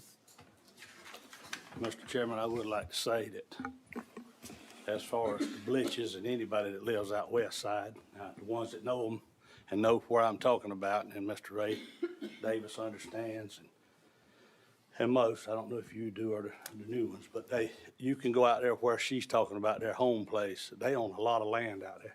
I mean, a lot of land. And they can't stop people from passing away the same as none of us can. And when it comes down to this family didn't buy this land to sell, but they are doing this and have tried to explain to everybody in the room. They're trying to get rid of this 57 acres, is that right? I can't remember where I seen it at. Sir, 57. It's To keep- 3% of the total. To keep thousands of acres intact. So, they didn't ask no more for these houses to be built than anybody else, but that's what she's got to have to buy her sister out to keep the big tract of land intact, and I understand that completely. I just wanted to clarify that and make sure that everybody don't think that she come in here and bought this to sell it to turn a profit. And that's all I got to say about it. Any other comments? If not, I'm gonna call for a motion on this item. Mr. Chairman, I make a motion that we accept this rezoning. Do I have a second? Second. Now, wait a minute. You need to state what, what are you proposing to rezone it to? Rezone it to R40. The Okay. conditions on this? There are conditions. I was going to say, condition one, we'd have to specify R40. Change R25 to R40 With conditions. with conditions modified to R40. Dave, would our other have any time left? They have any time remaining to speak in opposition? 9 minutes and 2 seconds. Yes. Ma'am, if you'd like to come up, the floor is yours. Yes, please. Thank you so much. Okay, well, does the motion We'll just table it withhold for a right now. motion? Okay. So you have to read. Thank you, sir. Thank you, board members. So I would like to say that I'm also a lifelong resident of Bulloch County, and I plan to remain in this county for the rest of my life. I'm not going anywhere. And I remember Bulloch County when you could get from the center of town anywhere in 15 minutes, and that's just frankly not possible. R40 is still too high for the density proposed in Smart Bulloch 45. There's just nothing else to say. It is still frankly too high. And as Commissioner Davis pointed out, we are way over capacity as it stands already, and this development would not be beneficial for the residents of Bulloch County. And I am sympathetic to the causes for Mrs. Beal and her family's circumstances, but I don't believe that these circumstances supersede the needs of Bulloch County residents and what we voted for and what was best for us as voters. This land is usable and profitable as it is now. Every day I walk out of my back porch and I see all the cotton that they've planted. Yeah, last year it was peanuts. It is still usable and profitable as it stands now.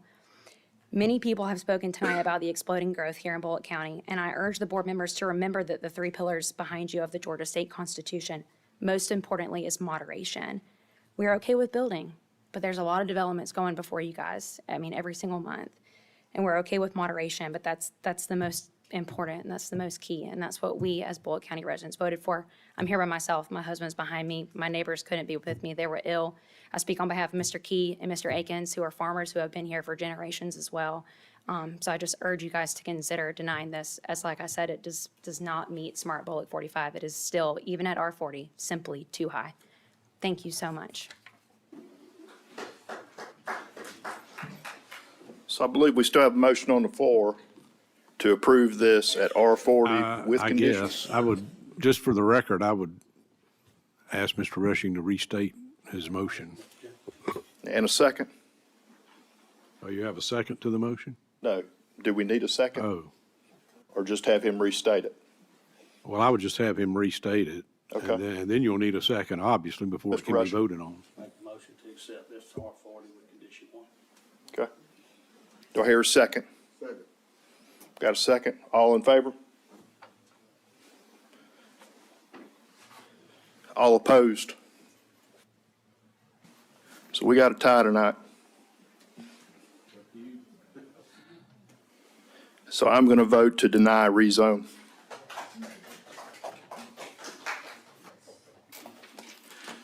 So the motion is denied 4-3.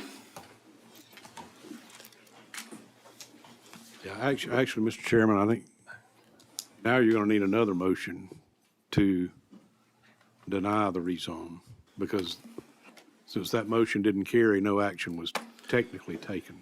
Make a motion to deny. Do I have a second? All in favor of denying the rezone, say aye. All opposed?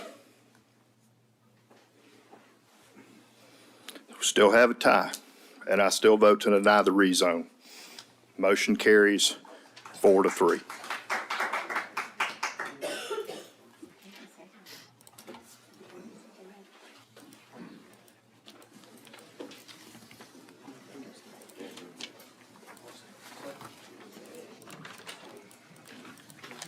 Mr. Pope, we're at number 6. That's correct, Mr. Chairman. If you give me a moment, I'll get us there.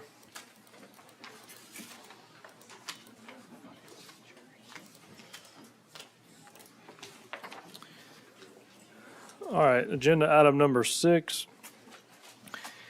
is a conditional use request by Mr. Samuel Lovett Sr. is to allow a facility to host private and public functions. The property is located at 2999 Old Deal Road.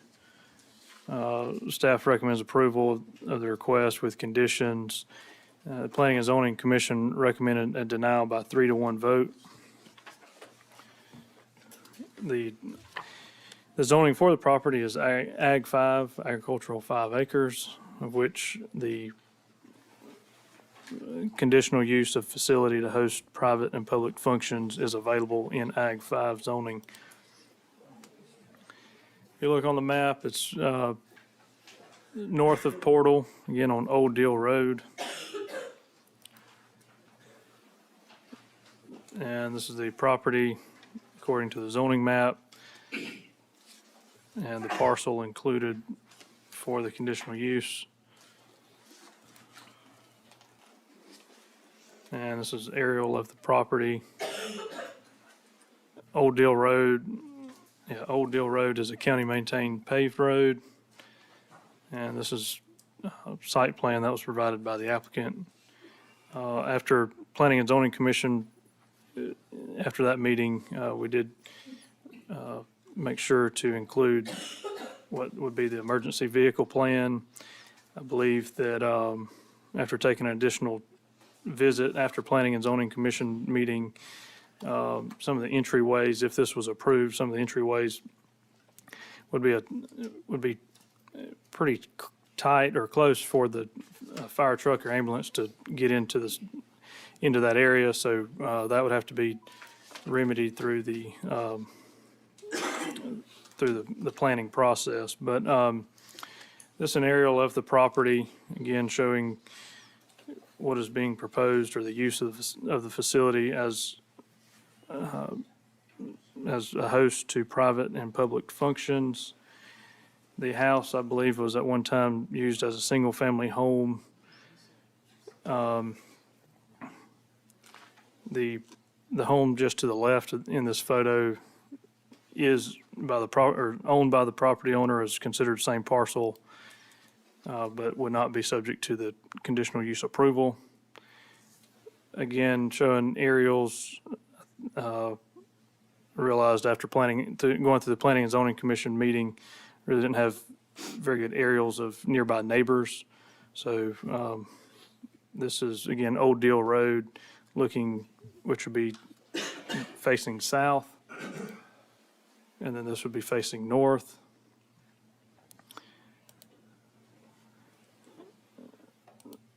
And here's the property from the road. And this is the area that's being proposed for use for parking. And again, those, as mentioned, those brick structures that are near the roadway are, I believe, probably they're too close together to fit an emergency vehicle. So those would have to have some modification of those. And with that, I'll turn it over to Mr. Lovett.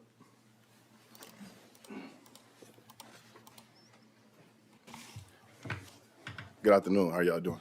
Good. Good evening. I like to correct the proposal with the emergency. My dad was disabled. Several EMS has came in there and turned in there with no problems. The other driveway, we have Harvest Timber, 18-wheelers that have been in and out. We just probably harvest maybe 10 years ago. Never a problem with the 18-wheelers going back and forth. So it's most definitely not a problem with getting in and out, because Dad, I mean, that's on chart. They came several times and picked him up. I don't know how much more water it probably would need to be, because 18-wheelers turned in. As a matter of fact, if you show the back end of the property, we have 18-wheelers where they entered the property. I guess I get kind of emotional about this decision. And the reason why, I'm gonna be honest with you, from the time I was 22 years old, my dad been sick, 85 years old. He took a responsibility. Actually, he put me as his power of attorney to buy, swap, sell over all his accounts. Probably a couple $1 million worth of stuff that he owned and access. But he went downhill when he was a general contractor. When he went downhill hard. It was left up for the siblings to take care of. Being saying that, with all of that being in my name, I have never once bounced a check in his name. I always honored the fact of what he always told me to do. I'm coming to the table tonight because, just like Mr. Russian was pleading with the other lady about family property, I'm not wanting to, if I can, I've had proposals. I'm not wanting to sell. And this is something that we're paying the taxes, taking care of my parents' property. And this is something that we have done before in the past in the 90s. My parents actually used it. They didn't have a business license, but they rented it out to different functions. Met her. My sister was a recruiter for Georgia Southern University several times, that just to bring the kids in and let them see a different atmosphere to come out. We used it as that. Now, here's what I want to do, because I have so many people opposing of it. Old Deal Road is a beautiful road. It is beautiful, and I love it. I love every minute of it. That's the reason why I'm here, to share some of what's there. But when you get to a certain point, I feel like that, you know, we utilizing the property as we kind of want to utilize it. I mean, Ryan over there across the street, I know he opposes of it. He utilizes his whole yard for all of his farming equipment. Now that his son has a fiber optic business or cable business, he pulled his equipment in there. So is it an eyesore? It's none of my business. Might be to some. Now, you going on down the road, the Hatchet Farm, that they have a big opposal of it. But let me tell you something about Hatchet Farm. That place, once you pass Ryan House, it goes downhill. All those abandoned houses that were sharecroppers, mostly black people that didn't have much, they stayed on those farms. My parents grow gardens and helped take care of those people. Let them came in, and we didn't have, when our clothes grew out, they took them down the street and they gave to those people down the street. now those houses are left abandoned. Ride down Old Deal Road and see. I don't know whether L.C. Burroughs, that's been murdered, is in those houses, or we have another young man that was in Portal that's in those houses. I don't know. But when you get to that point, it's an eyesore. Now, here's what we have. We have 5 neighbors, and all of them are, the Hatchets, the back of us is 900 yards. Daniel, which he said he don't care, is 800 yards. Ryan is 400 yards. Dalton, 300 yards. And Mr. Stewart is 300 yards. Other than that, everybody else is a couple miles down the road. Now, looking back at referencing the Copper Barn, has about 5 neighbors, same amount of 400 and something yards. The barn at Old Place, Home Place on Johnny Brennan Road is neighbors about 400 yards and about 5 neighbors as such. You have Mildred Wood Plantation, 5 neighbors or more, which is 400 and something yards. The Rosewood Plantation. And then you have Twin Oaks Farm and Venue. All those have neighbors. I have never even heard, until I researched to do the maps on some of this, I've never even heard of some of these places. I've never heard of them because they haven't made any noise. What I would want to say is, I'm not here, like I found a pamphlet that was given around the neighborhood, which was unfair, stating that nuisance lights, loud noise, traffic, I'm not gonna do all of that. I wanna respect my parents the same way that I was brought up. I'm not gonna have that kind of crowd in there. I mean, if somebody wanna do a wedding or a retirement or something of that sort, and it's not gonna be rented all the time. So I don't know, a couple times a year, just like Mr. Hatchett say, oh, he gonna run it on the advertisement or radio, it's gonna be this, that, and other. I don't know what kind of people these people think I am, but I'm an upstanding person for my neighborhood and for my community. And I would like for it to be approved as taking care of this family property that's been in the family since the early 1930s. And that's what I would like to do. If something happened to me, my kids, I have something going on, my wife, I have something going on where they're able to, they don't have to scratch their head to wondering what's gonna happen. And we're not here to tear up the community. We're not here to disgrade the community. But we're here to uphold the community because I spent a lot of time on that place, cleaning it up, and I always cut the grass. Since I moved out, I stay somewhere else, but I'm over there doing stuff on the farm all the time. My neighbors cannot ever say that it's all grown up or ever been all grown up and look boogly wiggly around there since the time I moved out, since I was 21 years old. I took care of it, and I'm back and forth over there taking care of it. And I'm gonna still do the same thing. But I ask you all to approve this in those conditions of looking at all the rest of the venues that's in the area with the same amount of neighbors, and that's it.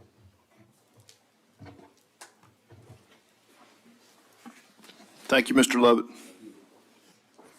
Miriam Hatcher. There's 5 of y'all on here, so y'all got 10 minutes. Y'all can divide it up amongst yourselves. Good evening, Chairman Bennett and members of the commission. My name is Miriam Hatcher, and our family land is located off of Old Deal Road. I am here today in opposition to Mr. Lovett's Ag 5 conditional use application for an event facility at 2999 Old Deal Road. Other neighbors that join me in opposition are also in attendance. At this time, I'd like to ask all of them to stand, please. Thank you. We have all signed a petition in opposition, and a copy was provided to each of you. Prior to their decision last week, 2 members of the Planning and Zoning Commission conducted an on-site visit, and we appreciate that as it exposed the obstacles of the site. And the result, a denial, 3-1. We are asking the Board of Commissioners to vote the same. Vote to deny Mr. Lovett's conditional use application. The Bulloch County Smart 2045 plan emphasizes preserving the rural character of areas like Portal, and an event center does not follow this vision. Setting a precedent for an event center on ag land in Portal intended for rural use would be detrimental. An event center is not ag use, it's just the opposite, it's commercial. It is not consistent with neighboring land, as you could see in those photos. That is ag and low-density rural living. An event center will have a negative impact on residents.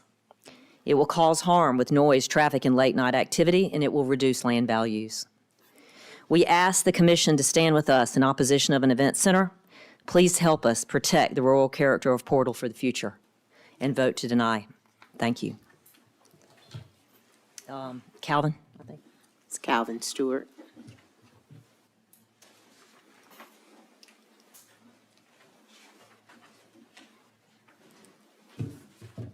Good afternoon.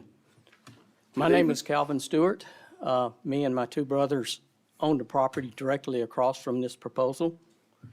It's been in the family over 100 years. My dad lived there until his death, from the time he returned from World War II until his death, and my mother continued to live there for 12 more years. And she passed away last year. Now, my brother lives in the house, which is about 200 yards from there, and he keeps the grass cut out by the road and things like that. And there's already beer cans that he picks up. I mean, it's obvious, beer bottles, beer cans, trash in general. It's already somewhat like that because it's a rural road, and we all know what happened in the lower part of the county. And I just see this as being another continuation of that. And it's having to be addressed now. And it's a burden on the taxpayers. All of it is. But there's wildlife in the area. There's farmers in the area. There's pets in the area. My brother lives there with his 2 labs. And farmers need their rest. We have to do something to the destruction of farmland in Bulloch County and throughout the country.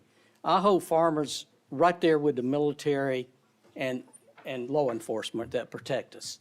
And it would be devastating to this area for something like this to be approved, with the noise, keeping them up at night, and the traffic. There's no way Old Dill Road can handle 200 cars. I think that's what's in the proposal, 200 can attend. And there's no parking for that. It'd be all up and down the road, and it's on a curve. It would be very dangerous as well. I would like to see this refuted and turned down. Thanks. Anna Stewart.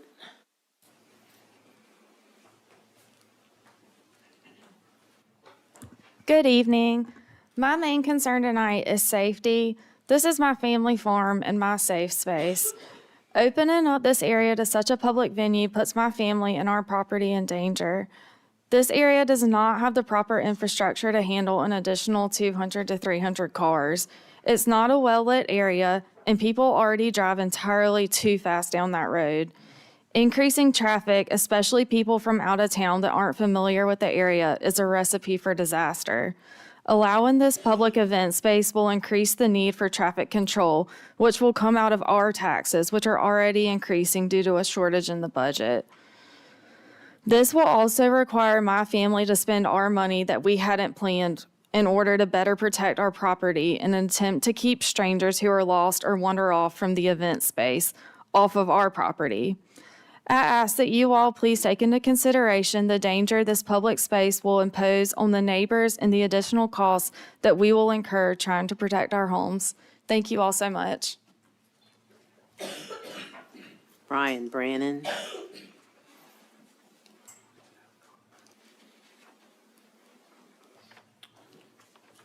Good evening. How y'all today? If you don't know me, my name is Ryan Brannon. I'm one of the families that reside on Old Dill. All but one person on this road has been here 25 plus years. Some are generational. 2 families are 5 plus generations, including mine. I come to you today opposed to this zoning request. I, along with other neighbors, have supported Mr. Levitt in his business endeavors. My family has eaten at his and promoted his restaurant. I have used his lawn care service for multiple jobs over multiple years, along with the other neighbors of his. This isn't about a person, nor has it ever been. This isn't a place for an event venue. I am the closest neighbor by proximity. I can see this building from my porch. My daughter with a 3-year-old baby and a baby on the way is even closer. A little truthful background. When the sign went up, the chatter started amongst the neighbors as to what was going on, and some neighbors said they were told by Mr. Levitt that he was using it for an Airbnb. They were concerned why, if that was the case, there was a need for a rezone. It was made clear that it wasn't needed for that. That same week, the way the neighbors found out the truth was by law, the letter the county had sent to the surrounding landowners with a rezone intention package letter. Not one neighbor was contacted and consulted prior to this decision. The only neighbor that I know of at this time is me. After only it was made known that I was in opposition. To this date, even after the chance to contact and meet with the landowners to try and alleviate concerns, still nothing. The 99% of the people on our road in our area have lived in peace for years and for some generations without controversy or neighbor issues, including Mr. Levitt's family. Clint hasn't lived here for quite some time. I ask why now? Why not put this beside your own house? This property isn't suited for 300 people, as the county says, or around 67 cars. The claim that the fire marshal has permitted 200 contradicts the county recommendations. I implore you to come look for yourself. Cars will be in the road. You would have to be at least 4 deep in each vehicle just for those numbers. He has family residing in a house not 100 foot from the corner of the very building he intends to use. I'm sure he is fearful of speaking up because he has to have a home. I couldn't imagine the sounds he would have to deal with. I can see the building from my porch. There will be no way whatsoever to enforce a noise ordinance. Traffic already horrendous for a county-maintained road will be further impacted. There is no buffer for the neighbors. The majority of these type venues have buffers with noise and lights. There's already been a precedent set for this in Bulloch. The old West Side School was purchased by Clint Smith in the 07 range. He tried to get it rezoned for an event venue and was turned down even after he argued the point of grandfathered in. Just because these properties have been used for private owner functions in the past doesn't mean they're supposed to be just allowed to conduct a commercial for-profit commerce. Planning and zoning denied it after they visited the site and saw what was there. We have a petition with almost every adjoining landowner's signature opposing for this for fear of devaluation of their property. The ones who were contacted via phone but weren't able to sign were also in opposition. What if we're forced to sell? Nobody wants to have their sanctity and peace disrupted. That's what every realtor in this county sells Bulloch with, peace and quiet. I get it, we all get it. Mr. Lovett's plight over paying his taxes isn't new to anybody here. We all are facing this dilemma. Mr. Lovett inherited this property. There are more ways than that than an event venue that takes the peace of people and actually reside there to help with the burden of the property taxes. At what point do the neighbors matter and what is their peace worth? At some point, we have to protect that in this county. There hasn't been any events such as Mr. Levitt talks about in many, many years at this place. It's not as many as he tries to make out. It's been very few over the last 20, 25 years. I've been in that house since the day I was brought home from the hospital. I would respectfully ask that you decline this rezone and request, and I appreciate your time. Thank you very much. Bill Hatcher.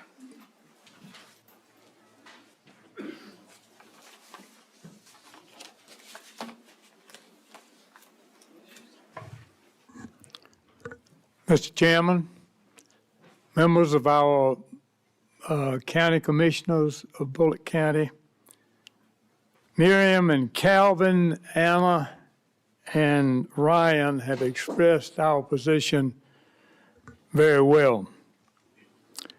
We are presently enjoying and have for a long time enjoyed a very calm and peaceful life in this sliver of North Bulloch County.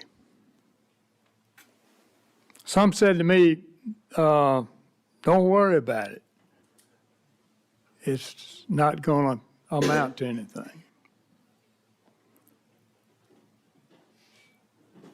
I said earlier that I believe Clint as an entrepreneur and a mover and shaker would do everything he could to fill up these events by whatever means possible.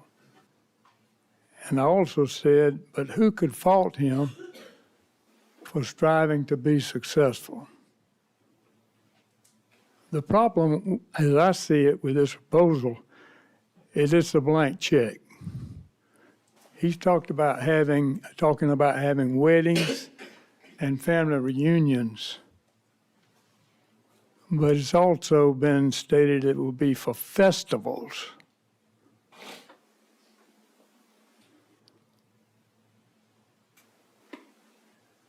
Meanwhile, an event venue is about Thank you, Mr. Hatcher. Okay. I respectfully ask for you to, and beg you to vote no for this proposal. Thank you. Mr. Lovett, you've still got time on the clock if you'd like to come up and say anything else. Mr. Hatcher, I'd like to thank you for realizing that. I guess I'm a go-getter. That's a compliment. I take that. I had all of it. I like to correct, I never said anything about festivals. Ryan said about BRB. I never said anything about BRB. The thing about it is, if you got something to say, you got somebody's cell phone number in your phone, pick up the phone and call them. You deal with them. Don't be a snake. I'm sorry. That snaky stuff is not cool. You grew up with somebody, you right there around them, pick up the phone and call them. At the end of the day, if the votes don't go well, that's not cool. I don't like snakes. I'm just being honest with you. I don't like it. Pick up the phone, call somebody. I'm that kind of person. If Ryan was doing something across the street, just like I said, it's none of my business, but his son just got a successful business burying cable with all of his equipment going over there across the street to his house. Do I care about it? Other people might care about it, a bunch of equipment out there, but there's a business license going on out there. Ryan farmed my daddy property one time. He been through those things with Harrows and everything else to go through the property. So there's nothing wrong with the interest ways. It's nothing. We're not gonna have 200 cars. There's 60-something cars that's going in there, and it's venues all the way around. And I don't know what these people thinking that I'm gonna have over there. And it's kind of disrespectful to me, thinking I'm gonna have somebody with beer cans and thumping cigarettes and all kind of stuff like that. Just like, I hate to say it, it's like you're going to I'm not gonna say what I want to say, but it's not that kind of party. It's not that kind of party, and it makes me feel uncomfortable knowing that people would think of me having something like that, where all this kind of trash and all this kind of stuff going inside. I'm an upholding, respectable person. When people go to my restaurant and eat, I can't even stand to. Probably one of the cleanest restaurants in Bulloch County. I impose on cleanness, and I don't withhold on thugged out events. It's not that, and I'm not gonna. And it's gonna be in the contract. The music get up too loud, or anything like that, it's gonna be a problem. And that's the reason why we're gonna have monitors there, if anything. And then 400 and something yards, you wouldn't even be able to hold the speakers in front of you, which I was reading by DBs, because I studied DBs. DBs is if you turn something up to be heard 400 yards outside of a spray foam concealed building with new windows on the inside of it, and you can hear it, you're going to be dead on the inside. Point blank. But I do want to respect my neighbors, but it's a lot of nonsense in this that's not cool. From people that you grew up around, and at the end of the day, however it goes, I'm gonna say that because Ryan, I accepted him just like my brother, and all this snaky stuff going behind people's back. Call somebody and let them know. Hey man, Clint, what you got going on over here? We better than that.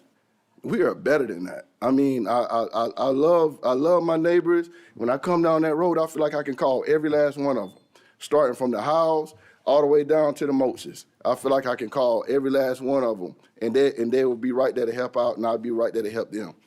So, at the end of the day, we're still going to be good, but let's not be snaky. Thank you, Mr. Lovett. Any questions or comments from the board? I'd like to call Mr. Pope up to the podium.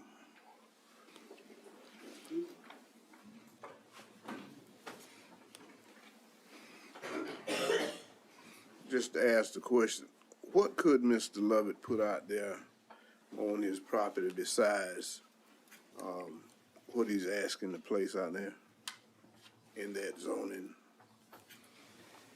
Are you specifically asking permitted uses or Permitted uses, conditional? yeah. Permitted uses and conditional use.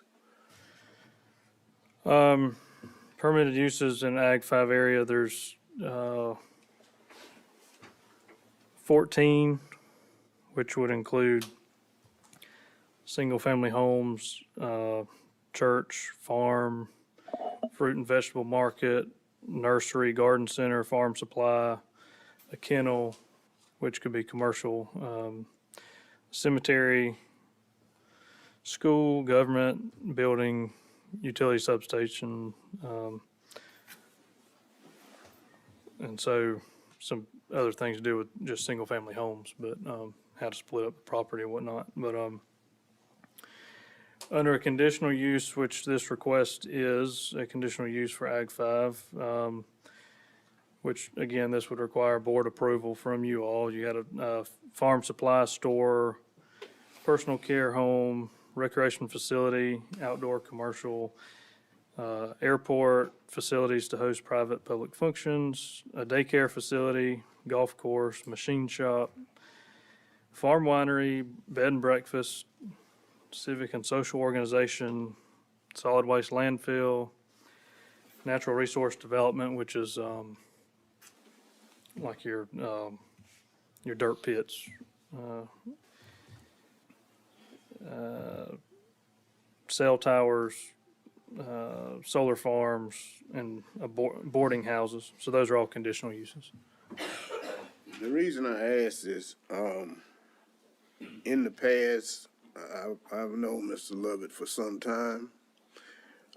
He has had family gatherings out there and weddings and some family reunions.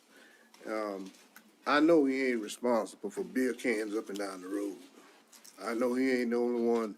Well, one thing, he don't drink. And I know he ain't the one throwing the beer cans up and down the road. I know he's a respectable person. I know his family. And you don't have events every weekend.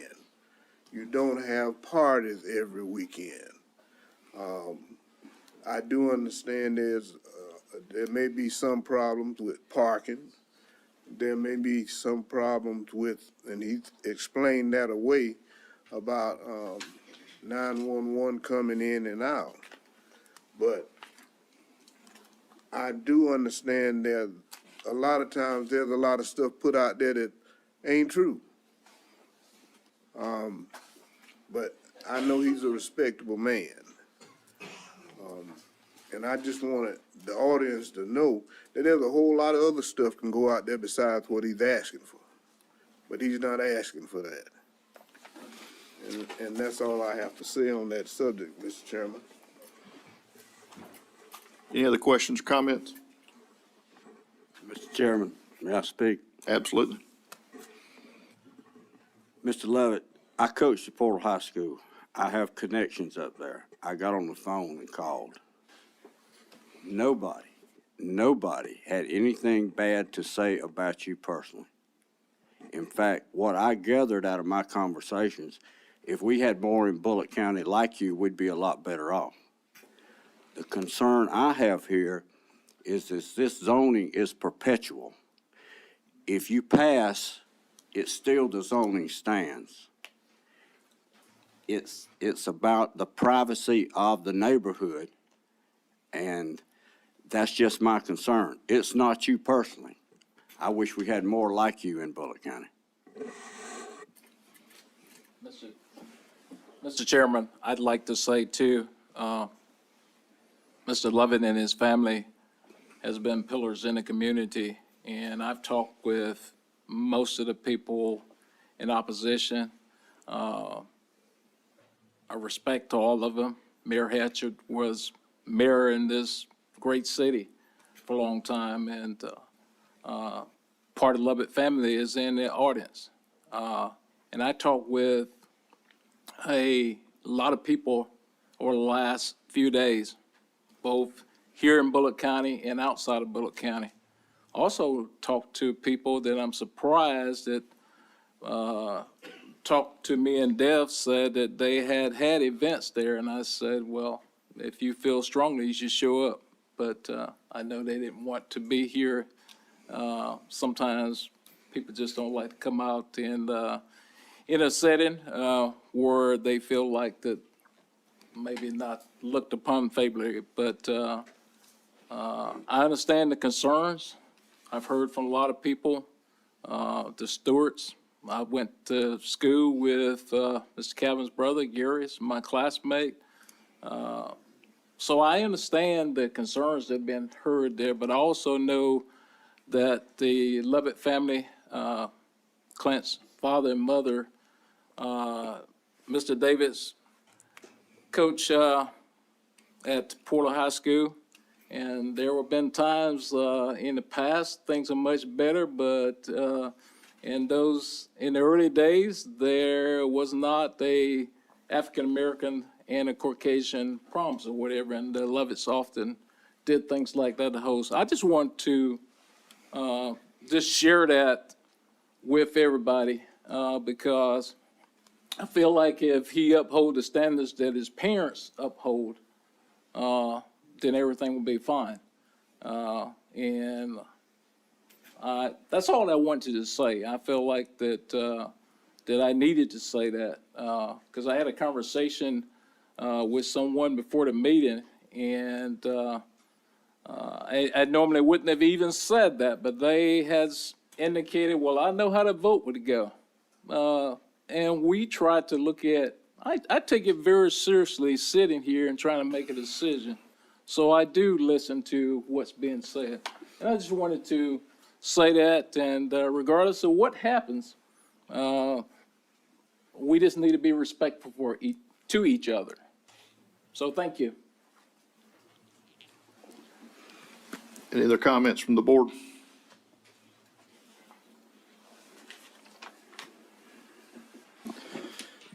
Hearing none, I'm going to call for a motion on this item. I make a motion we approve. Second. There are conditions on this item. With conditions. So the motion is to approve with conditions? I'm asking here. Yes. Yes. Okay. All in favor of approving this item with conditions? Say aye. Aye. And raise your hand. Thank you. All opposed? Motion is disapproved. So I believe now we got to have a motion to deny the rezoning. I'll make a motion to deny. Use, yeah. Or excuse me, the conditional use. I'll make a motion to deny. Do I have a second? Second. All in favor of denying the rezone with conditions? Motion carries, or excuse me, all opposed? Motion carries 4-2.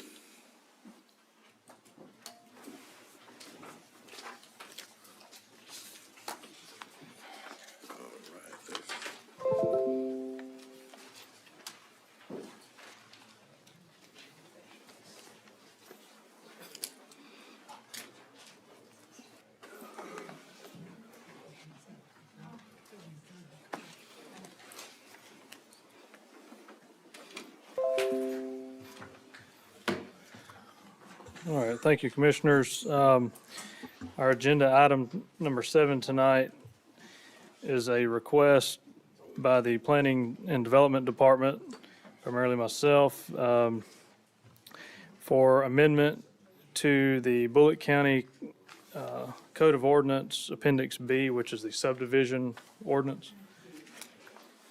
And there are a number of items in here that I guess we've been kind of saving up and just more or less minor corrections that we felt like would benefit the community overall. And after our April 23, I would say our mass subdivision ordinance amendment, we've really been trying to figure out what works with the changes and then what we needed to maybe amend, or what are some things that maybe were not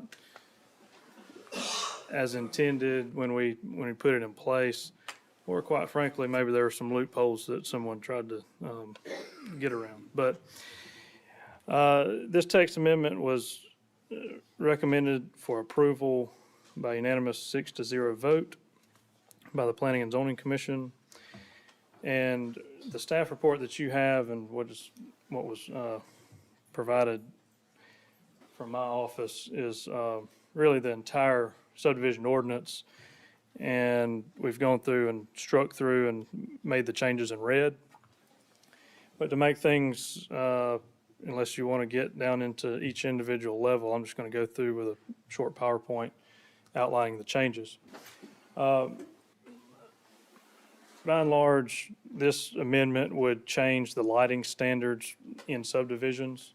So we've had a couple of subdivisions come in where we require county streetlight tax districts. And when the county takes on those tax districts, we do receive a certain percentage of administration costs for those. The developer does not get to recoup their cost. It's an upfront investment into the infrastructure. So that being said, without standards, it's hard to hold a developer to place the correct number of lights in a subdivision, whereas you may need 30, they want to put 10. So we want to make sure that it's an equitable standard and throughout our community, a lighting standard that works. So the definitions that really just including here go along with lighting standards. A minor change to the traffic impact study requirement where really just highlights that the county engineer has some leeway in how to make prescription on what's required in a traffic impact study. Click on the screen down.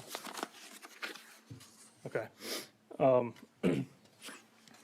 The next item is, again, illumination standards. There's entire science and engineering field of study that is devoted to illumination standards in judging and researching what other communities have. This is what we really line up to propose. You could go as far as considering the county as a dark sky community, but that gets into a whole nother regulation arm that I don't think we really want to get into. But this is really just requiring downcast lighting, lighting in subdivisions that are a certain a Kelvin rating, which would require back to more of the amber lighting tint than the clear, like daylight, bright white lighting that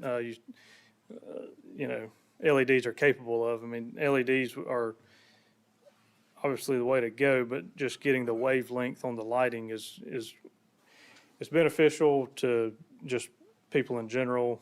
It's I guess really like less shock to their system when they are walking in a neighborhood. Sometimes less lighting at a certain level is better than as bright as you can light it up. And you're talking about rural community. We don't want lighting akin to a football field in our subdivisions. Really, the last portion of that is the lighting plans, what a lighting plan should include. And so with that, we kind of spell that out. And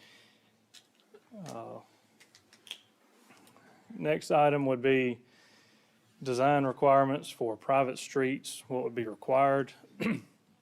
In 23, we removed the portion that said, or the exemption that if you created a subdivision, 5 lots or less, greater than was pointed out in section 633B. Really what that means is if you're over a 15,000 square foot zoning category, so your R25s and above, if you had 5 lots or less, you'd be exempt from having to pave those streets. I think what we commonly run into is smaller parcels of land that really, they don't have the street frontage, but it's, like an Ag 5 lot. A lot of times families may break it up and have a private road, or, it doesn't necessarily have to be families, but if you have you want to create a 5 lot subdivision in an Ag 5 area, you'd have to pave that stretch, and that's 200 foot of road frontage every lot. So, I don't think it's really trying to make things easier on everybody. Is really trying to fit the character of what these lots are intended. So small, very small, you call them subdivisions because they have to create the road frontage. But you're really just talking 5 lots or less would be exempt from paving. And that would go back to pre-23 items. This schedule here would be amended, whereas we had a applicant-initiated text amendment back in December. When the resolution got put into place, I didn't catch it, and Jeff, we didn't get into it in time, but 120 lots was the threshold that text amendment bumped our immediate or intermediate subdivision threshold to. We want to return it back to 49 and then 50 being a major, but leaving the curb and gutter exemption in there for the R25 lots greater than, I think it was 80.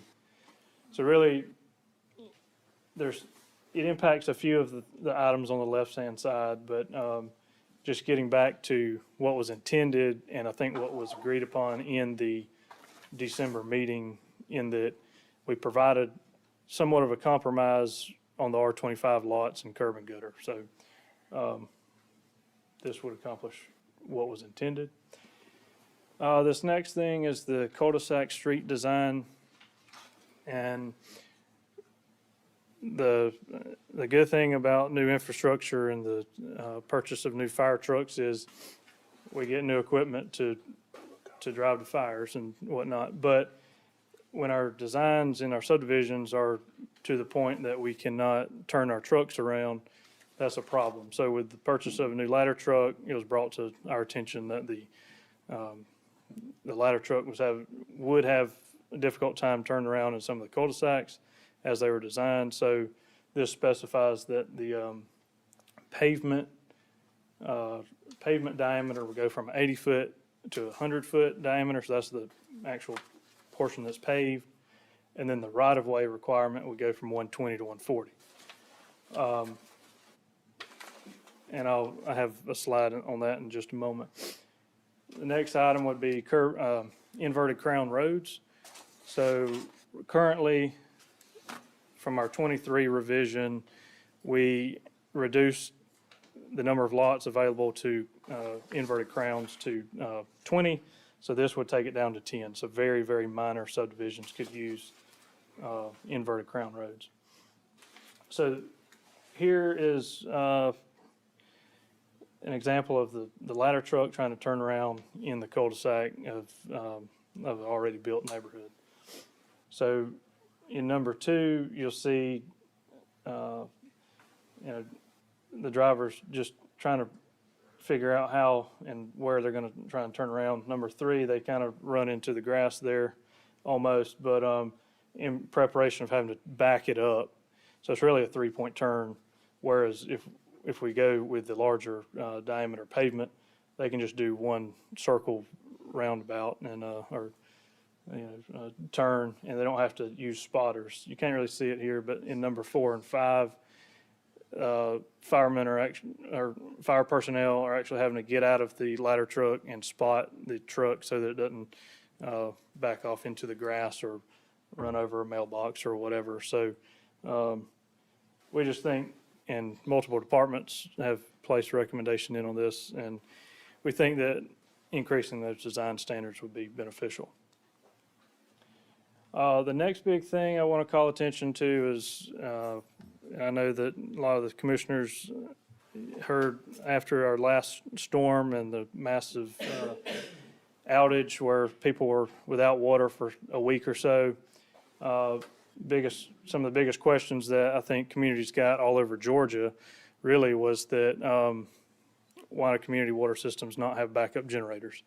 Now, if you're out for 2 weeks or a week and a half and there's trouble or shortage on propane to get or diesel to get the generators continuous operation, I recognize that we can't regulate everything, but this would require backup generators on our community water systems for new ones starting out once this is in place.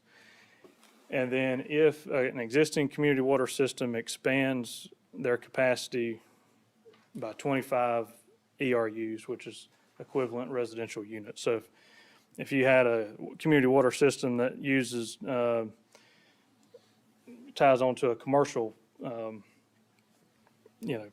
commercial outfit, and that equates to greater ERUs, more than just one single-family home, that's all going to count towards their 25, and it's a cumulative amount. So with this standard, again, our community water systems will be required to have backup generator power. And I think that's our best hope that is there.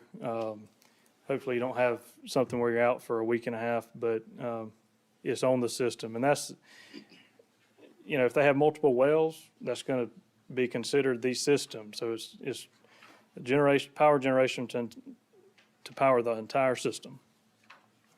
And that's a fire protection mechanism too, so. I got a question on that one. How are we going to enforce that?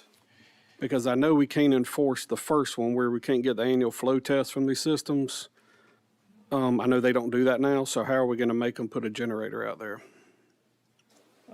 So before they receive their final plat in the subdivision process, then that'll have to be in place. Okay. Or like, what happens if they disappear like after 6 months? Well, if they disappear and they're out of compliance, I guess we'll cite them and take them to magistrate court. Okay. I just wasn't sure because I know they don't do the flow test, so that's why I didn't know if they provide a generator or not. Yeah, I mean, so the intent, well, it's a permanent on-site generator. So if the intent being it'll be there. It's not like you can just go float them around and. I understand. My question was enforcement. Yeah. No, I mean, we'll do the best we can. Yeah. And Because, I mean, I know the rest of the stuff is all designed and y'all can catch that before it actually gets built, but this is something that, can be removed after the fact, and I'm just trying to figure that out. are y'all doing the flow tests on these new subdivisions?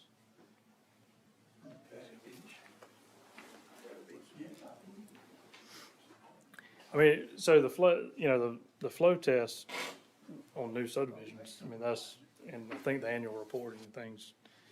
Right, one of my battalion chiefs over hydrant testing, so he goes out to the subdivisions and does hydrant testing. Per ISO, we gotta do 20% every year. That's existing and new. So we have to do flow testing and static pressure, residual pressure, and then the flow pressure. So the only problem that I don't have is I don't have any bite in, I don't have any enforcement on that side of the things. I can test them all day long. I can request them all day long. They're not sent to me. So we're just now entering our ISO new survey coming up in October.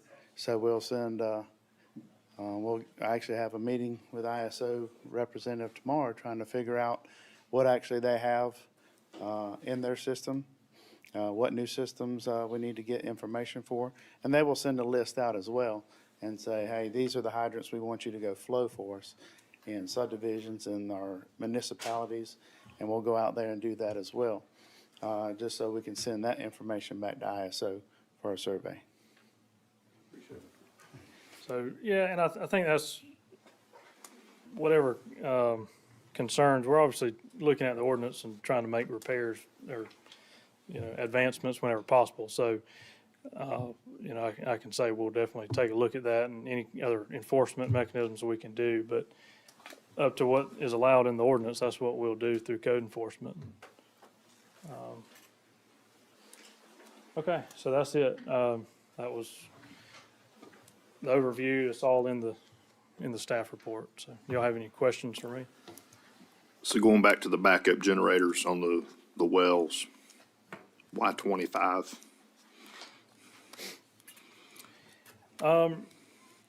Well, quite frankly, and we looked at several different ordinances like this in Florida. I know Lowndes County moved forward about 4 or 5 months ago, right after the storm that they got.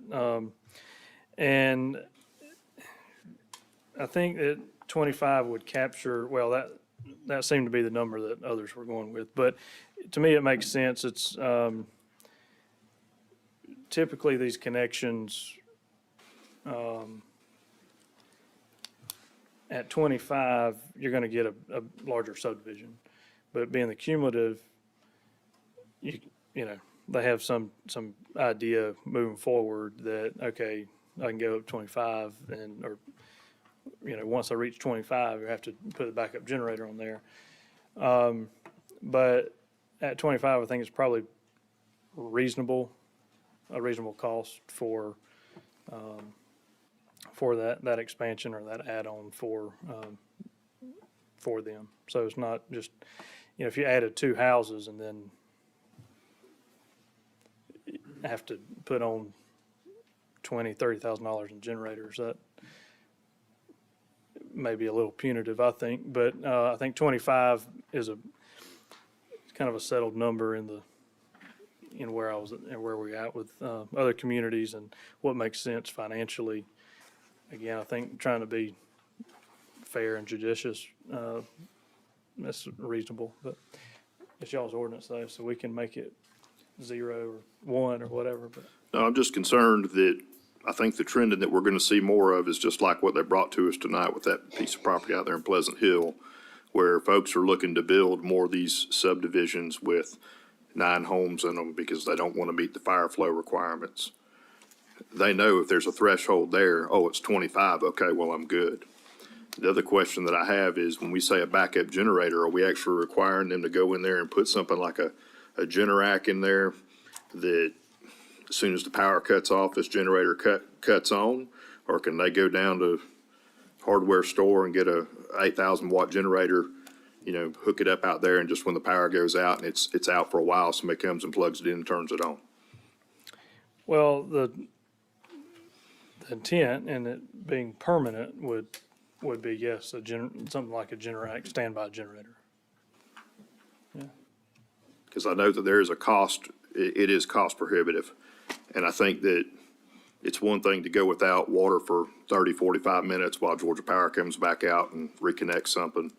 It's another thing when we start talking about 12, 18, 24 hours.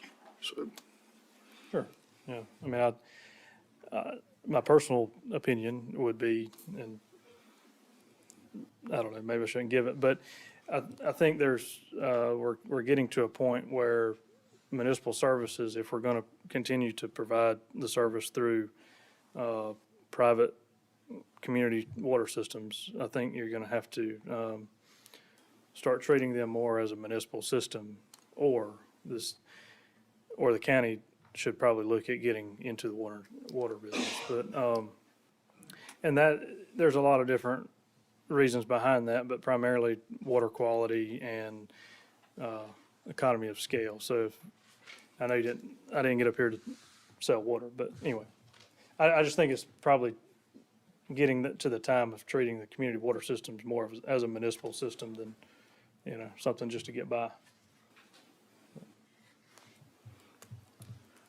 and the other thing that I'm concerned about is these neighborhoods where they don't have a backup generator, as we're going for, I know we can't do anything about the ones that are existing. But is there something that we could put in there where we talk about, just like with the fire flow, where we say, hey, there's no backup generator on the community water system here, and if the power goes out, you know, it's in their sales contract, so they know up front you're not going to have anything there. Well, we definitely look at that and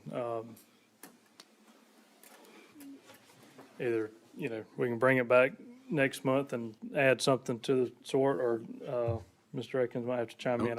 Make sure I understand what you're saying, though. You say Just trying to require, make it to where we're doing our due diligence as far as making the buyer aware when they go to buying a piece of property, just like with a private road or with the fire flow issue. Your house is on a private road. We're requiring them, based off the changes to this ordinance, to say that, to make notice of people when they buy a house in that type of neighborhood. Can we do the same thing with something like this? There's no backup power on this well. When the power goes out, the water stops. I mean, I guess we could try, but the problem with stuff like that is again, an enforcement issue. I mean, it's basically the attorneys who are going to have to do that, the closing attorneys. And if they're not aware of it or they don't, I mean, just putting in an ordinance probably is not going to be enough. It would require some education, and then there's going to be attorneys that don't know about it that close. I mean, I think it'd be a hit or miss endeavor, frankly. Yeah, I mean, you probably end up with something after the fact. I mean, it takes a complaint to bring it to light, but, yeah. but then I don't know what you do as far as, I mean, it's gonna be the older systems, so this would be anything moving forward, and then, again, the cumulative amount of 25. Well, I hadn't put an EPD approved well in for myself lately, so I don't know exactly, but I thought that the EPD was requiring the new wells of a certain amount to have them. But as far as you finding and all that, I worked Katrina in '05 and I worked every hurricane there is. And when you get a storm damage, you get storm damage to the houses, and then you get storm damage to your pipes. You get all of that. Now, I got them on mine, and I run them with a tractor because I done tried all of these setting up all year long, and then you go out and try to crank it, it don't crank. So my tractors run all the time, so they run off my tractor. Now, the way I do mine is I crank them up for 2 hours in the morning and 2 hours in the evening. So you can get water 2 hours in the morning to fill your tubs up to use to wash with, and then you take a dip out of that and flush your commodes with it. You get 2 hours in the morning and 2 hours in the evening. Or I can furnish you water for 2 days, and then you can be out for 30 days. So for a generator to sit there and run, just to keep people's water without the things being fixed, it's got the water just free flowing out of it, you're gonna run a generator till you run out of gas, because most time a storm comes in, like you said, you run into a gas problem. So I don't know how you're gonna find somebody if their generator runs out of gas. I mean, my biggest concern here is, And I do understand. we what have you're George saying. Power at my house. We knew that we needed a generator. Okay, storm come along, we cranked up the generator, and we were just fine. Well, I've got some that goes off when the Right. wind blows, so, I mean, I But- understand, but, people's got to understand. But I just want folks to know that up front, you're looking at a piece of property, hey, the power goes out here, this is what's gonna happen. And I'm all for generators, they need to be. Right, Let me say this, exactly. I don't know why you couldn't, and I'm just thinking out loud, but I don't know of any legal reason why you couldn't require existing water systems to put in a generator. I don't know why you couldn't do that. I mean, and I know people always talk about things being grandfathered, but I don't think in this particular case that would necessarily be an issue. I mean, I think in fairness, you'd probably need to give them a certain amount of time to do it. But, It's like I don't know what the cost of that is or how you would, What, a generator? yeah. It's gonna depend on the size of the system, what you got to run. But I mean, that may be another option to look at. I just don't think the thing about requiring the sellers to make the buyers aware is going to be very practical. That's not going to work very well. Like the way it is, 9 houses or less, you don't have to be EPD approved. Yeah, there's a Per formula, person. right, yeah, in our ordinance. Depending on who does the math on the people living there. So, but now, just like mine, I have to send in water samples every month. And if I'm caught with any bacteria, I got emergency kits that I have to send overnight. And if they test bad, then I got to send 4 more until then the EPD comes down. And then every 3 years, they come out and check all my system, and they spot check you for your pressure. Now, a lot of people say, well, I ain't got no pressure at the end of the line. The EPD, if you got an approved system and you being checked, then they check it. I can tell you. So, Well, as far as getting back to the generators, I mean, like I say, I think you could require that of existing systems. Now, they might go up on the water rates to help pay for it. And I think that would be up to the water system owner, if they had to recoup their costs that way. But just food for thought.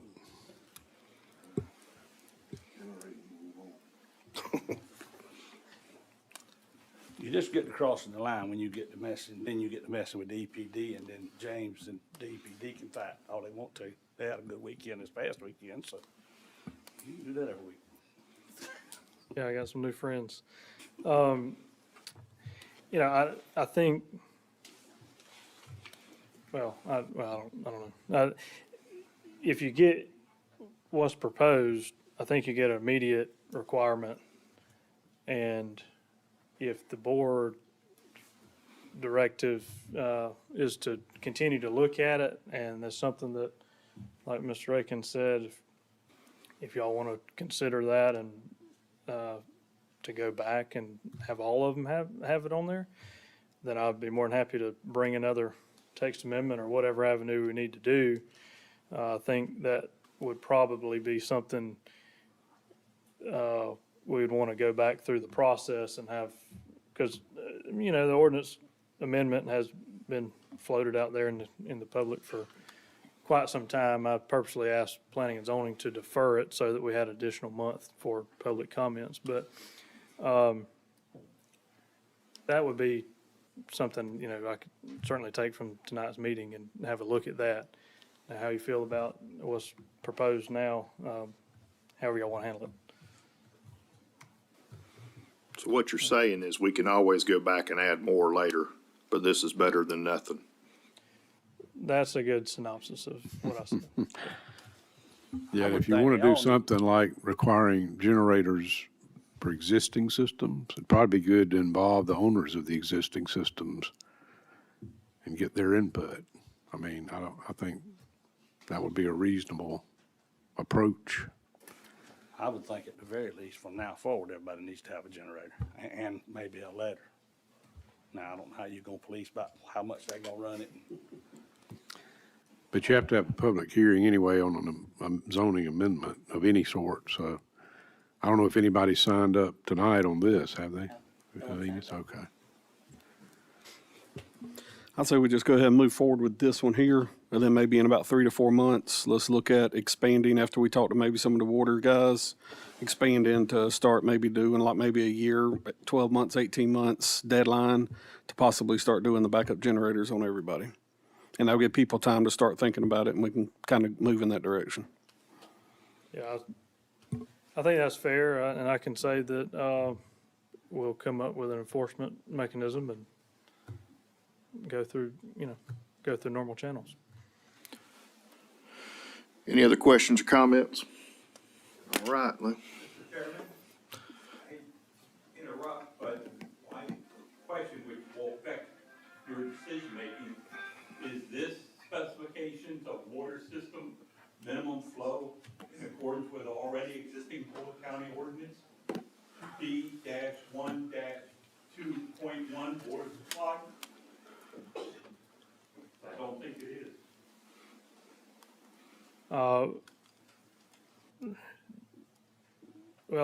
It's for the backup power to operate the system at normal capacity.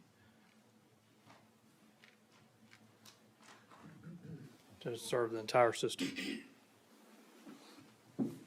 So if you got 3 wells on your system, then most likely you need 3 backup generators on your system.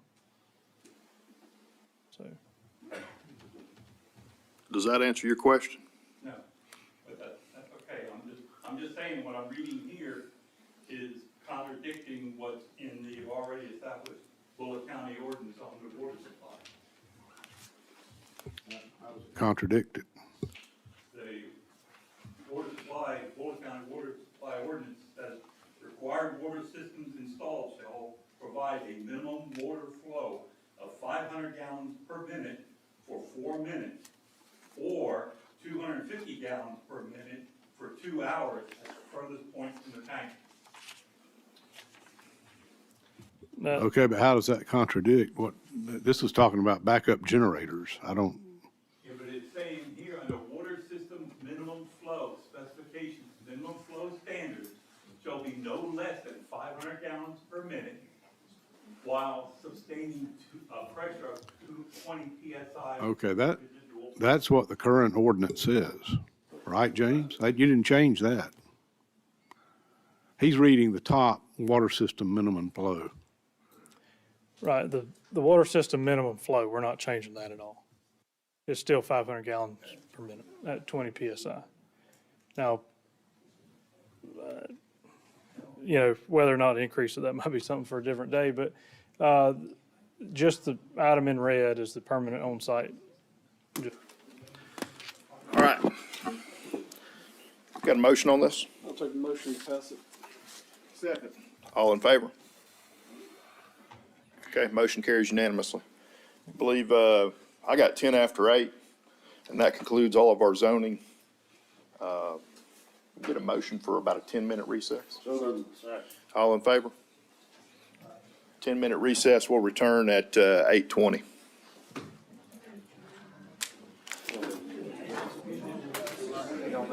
I'm gonna tell you like the old man used to say, I gotta go big.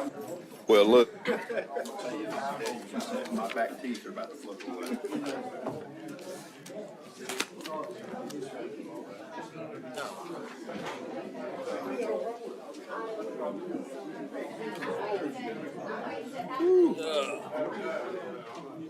Good to stand. Signature on this proclamation for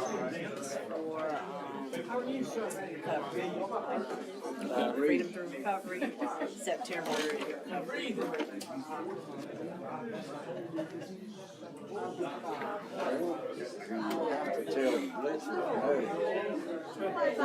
He's going to drop the price.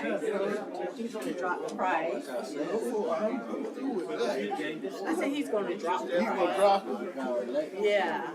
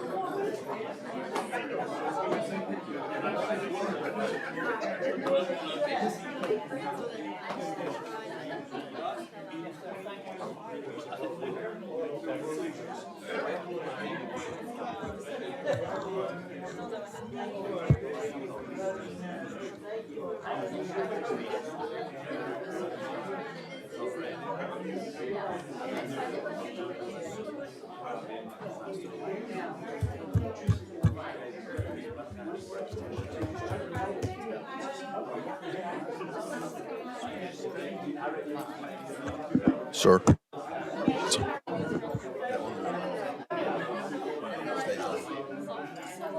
We are still streaming.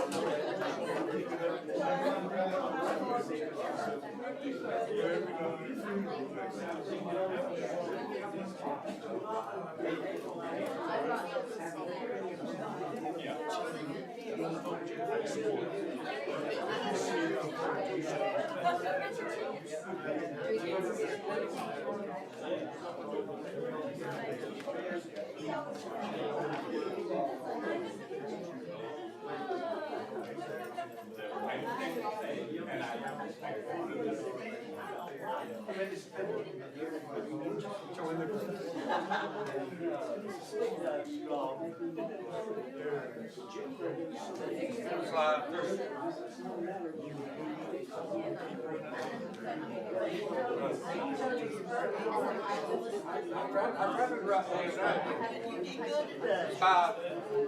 what everybody says. I'm trying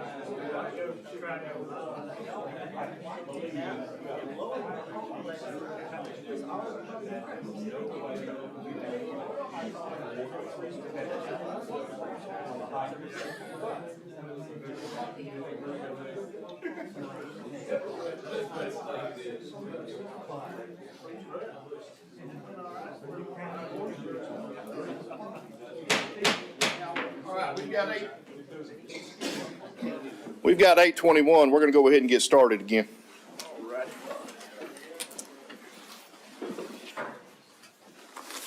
So before I entertain a motion to approve the general agenda, do we have any discussion or modification desired by the county manager or the board? Yes, sir. Mr. Chairman, request to add executive session for potential litigation. Okay. And we'll add that to the agenda. Any other changes or discussion we need to make as far as the agenda goes? Hearing none, I'm going to call for a motion on this item. So moved, Chairman. Do I have a second? Second. All in favor? Motion carries unanimously with the changes. So we'll move right into public comments. At this time, I will recognize those citizens who have signed up to address the board. Once your name is called, come to the podium, state your name and address for the record, and make your comments. All speakers who are recognized will be allotted 5 minutes. William Emily.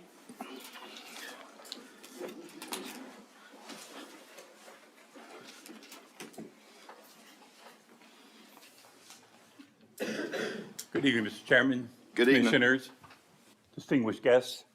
My name is William Emily, and I live out at Oakfield subdivision. And tonight I wish to discuss where we're talking about water and fire protection.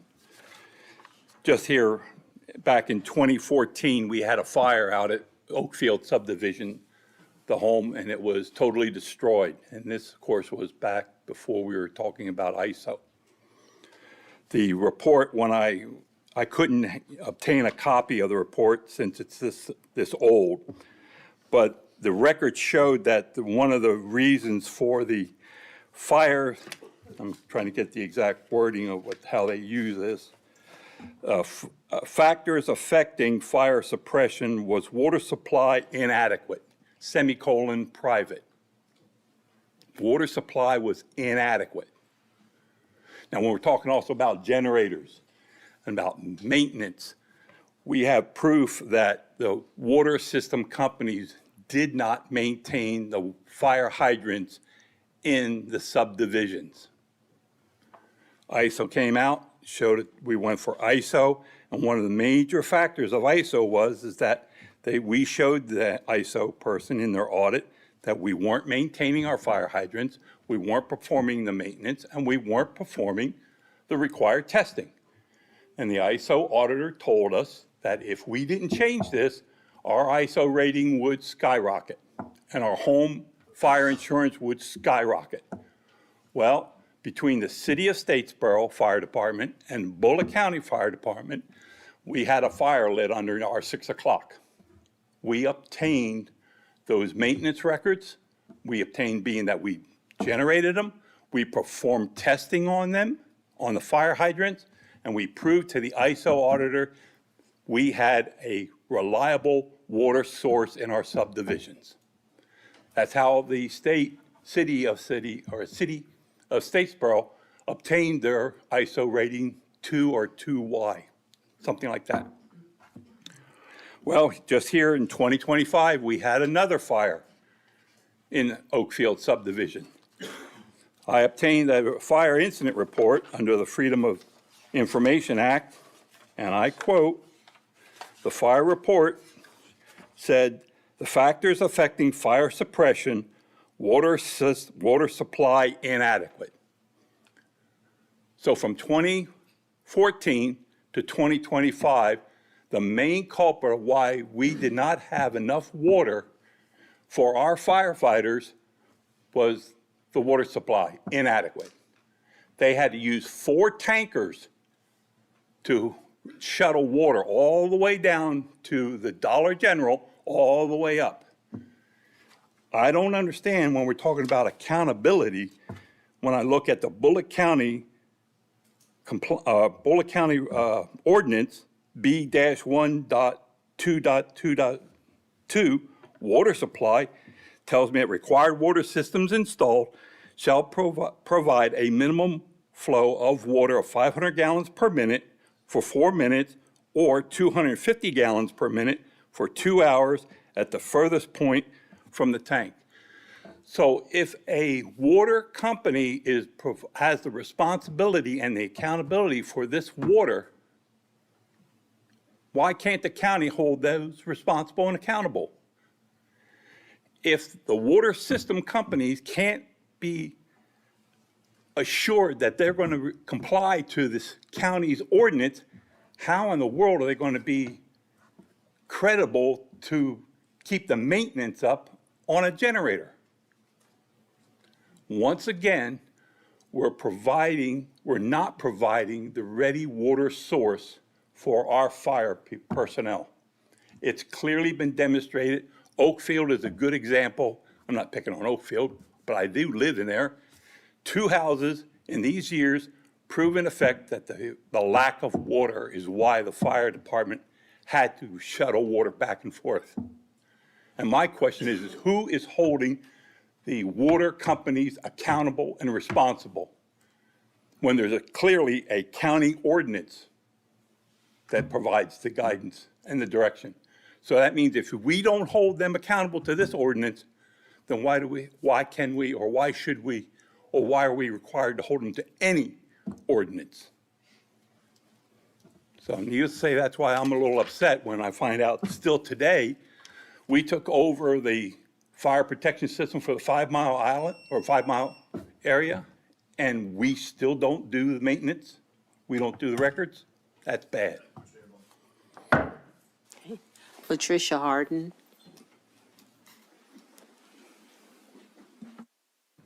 Good evening, Chairman, Commissioners.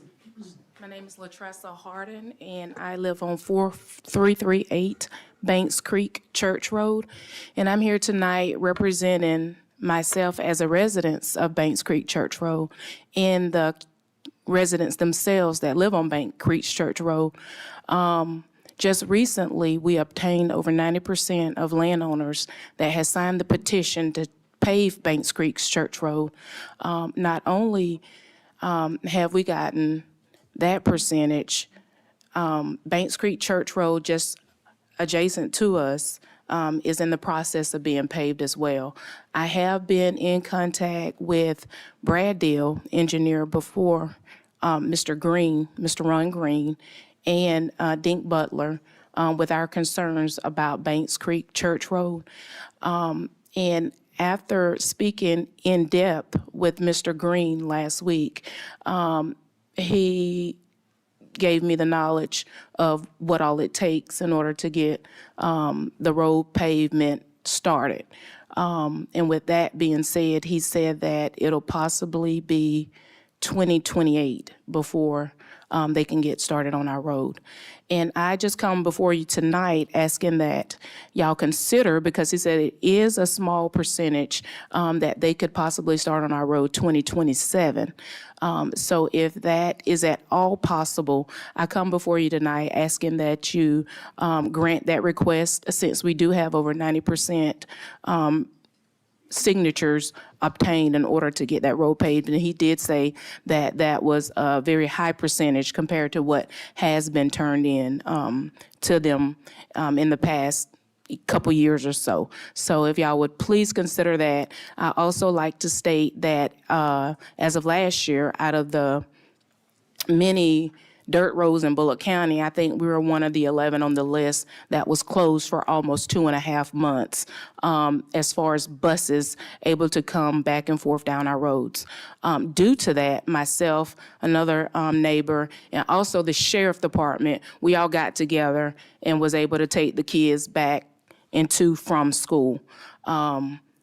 That was a little disheartening because we do got kids that live on our dirt road that have mental and physical disabilities. And also the demographics on our road is we have a good amount of people that 60 years or older. And I wanted to bring that to your attention because I learned in one of our community meetings that one of our neighbors, her husband actually passed away from a heart attack, and she brought it to my attention. It was due to EMS not able to travel down our dirt road. And just over, I guess I've been on that dirt road for 23 years, but the last 5 years it's just been horrific. And so now that we have that part where the signatures requirement obtained, I would really ask that y'all consider moving us to your fiscal 2027 budget year for Banks Creek Church Road. Thank you. Thank you, ma'am. Ms. Bill Hart, that was Taylor. Mr. Ron Nelson, Nelson, I'm sorry. and he's sitting over here. I'm sorry. He's been called work. Bill Taylor.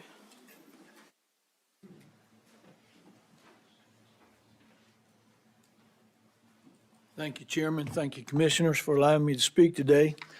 I come with no criticism or no requests or no concerns about accepting or not accepting anything. I come simply to share with you. My name is Bill Taylor, and I come before you tonight as a resident of Bulloch County since 1978. My purpose is to express my personal appreciation to each of the commissioners who serve our great county. Having been an active member and one of the founding members of the Community Assistance and Fire Emergency Unit, sometimes referred to as the CAFE team, over the past 17 years, as well as the founder of CAFE Inc., a nonprofit funding entity, over the past 4 years, I come tonight to simply thank each of you for your dedicated service to Bulloch County. In addition, I come to express my personal as well as the entire CAFE team's sincere gratitude to both Bulloch County Commissioners and the Emergency Management Agency Director. Your willingness to approve and support the CAFE team efforts has greatly improved our ability to serve our community during disaster events. As one of the organizing members of the CAFE team, I come before you tonight to express our sincere appreciation for your amazing support of our efforts. From our beginning development, our sole mission has always been to aid and assist victims of fire events and tragedies throughout the county. Your decision to allow our team to be placed under the umbrella of the Bulloch County Emergency Management Agency has been extremely helpful in allowing us to continue that core mission. With your provision of a retired and now retrofitted ambulance unit, we will now be able to continue our support and response to fire emergencies across the entire county. This new asset not only enhances our responsibility, but it also brings a much stronger and visible icon, which works to attract additional volunteers to our effort. As many of you may remember, COVID deeply affected volunteerism. We, as many other organizations, such as Red Cross, suffered a severe decline in disaster relief volunteers during and after that period. With this new unit, we can now respond to emergencies better equipped to aid both victims and first responders effectively. We can now attract new volunteers to be trained and become active in this effort. We look forward to expanding our efforts into other disaster assistance areas under the EMA direction and additional in addition to our core mission. We would like to invite each of the commissioners to tour our unit after the meeting tonight. I know it's late, but we'll have it out on the parking lot if you're interested in taking a look at it, or if you'd like to take a look at it at some future date, we'd love to entertain that. We want to also thank Mr. Corey Kemp, the EMA director, and his staff for the tremendous support during our transition from the Statesboro Fire Department and the efforts they have made to bring us under his department's leadership. He and his staff, including Janice Shaw, have already been amazing assistants in making this transition possible. The entire membership of the Cafe team, as well as the board of directors of the Cafe Inc., extend our sincere thanks for your support, professionalism, and loyalty to our mission. Respectfully submitted. And we appreciate each and every one of these individuals, and we're looking forward to serving this community for as long as my body and my soul will allow us to do that. But the members of our Cafe team all share that love, and we appreciate you allowing us to move forward with that ability. Thank you so much.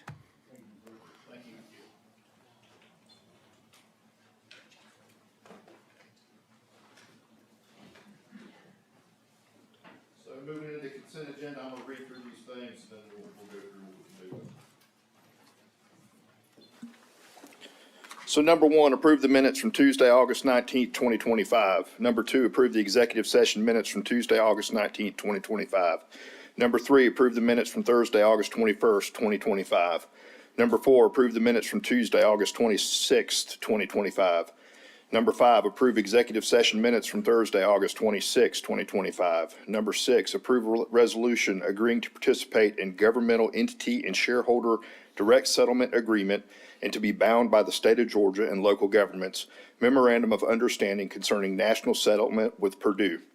Number seven, approve a resolution agreeing to participate in the settlement with Sandoz. Number eight, approve a resolution accepting roads in Pulaski Point subdivision. Number nine, approve the purchase of a grapple loader from Sampson in the amount of $300,420 to be paid for from SPLOST funds. Number 10, approve the purchase of 3 Continental extractors from Wholesale Commercial Laundry Equipment, LLC, in the amount of $41,544. Number 11, approve the purchase of self-contained breathing apparatus for EMS in the amount of $98,798.60. We can approve these items collectively, or we can move any item to new business for further discussion. We'll take number 9 out, please. Number 9 to new business. Anything else? All right. Can I get a motion on this, please? Motion to approve collectively with the exception of item number 9, Mr. Chairman. Okay. All in favor? Motion carries unanimously.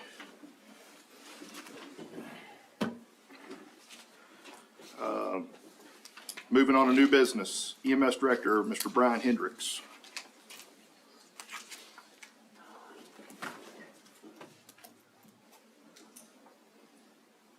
Morning, evening, Mr. Chairman, Commissioners, Ms. Venus.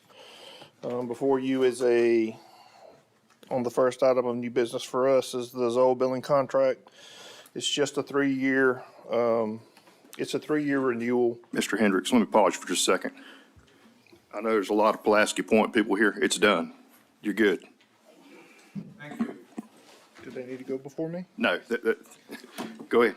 So our current contract expired in April, and to keep from a 4% increase in our fees, we'd just like to request that we re-sign another 3-year contract. It's based on 600 billable calls every month instead of 541 billable calls, just because we transport more. We run more volume, so we transport more people. So we just request approval for that. Any questions or discussion on this item? Hearing none, I'm gonna call for a motion. Second. All in favor? Motion carries unanimously. I believe you got number 2 and 3 as well. Yes, sir. The second item is a preventive maintenance contract with Stryker. As we continue to accrue more equipment, We feel like it's very beneficial to us and to the county to keep a contract with Stryker to repair any of our equipment. This includes our Lucas devices, our power stretchers, power loads, and our Stryker stair chairs. So we still have 2 months remaining on this contract, and we've already would have spent more than what we pay in the contract for this current contract. So we recommend that we continue this contract for that as well. Questions or comments? I'll just say, I have been the beneficiary of a Lucas device before. And I can tell you that it is key as far as preventing somebody from having a poor outcome to provide effective CPR and effective compressions. And there's lots of good studies out there that say that anyone can provide effective compressions for about 2 minutes. And that Lucas device allows you strap it over the patient and it continuously provides compressions throughout, and it is a lifesaver. And the rest of this equipment, really, I'll tell you, it's expensive, I know, because it has medical device in the name. But if you've ever had to pick up a patient we're all a growing population, I'll just leave it at that, and you start picking these people up from the ground level to load them in the back of an ambulance, having a device that lifts that litter up itself, it saves a lot of people's backs. It saves us workman's comp claims. Same thing with the stair lifts. Helps make it easier to move patients downstairs. So it's a good thing to have. It's a good thing to have. Questions or comments? Move to approve. Okay. All in favor? Motion carries unanimously.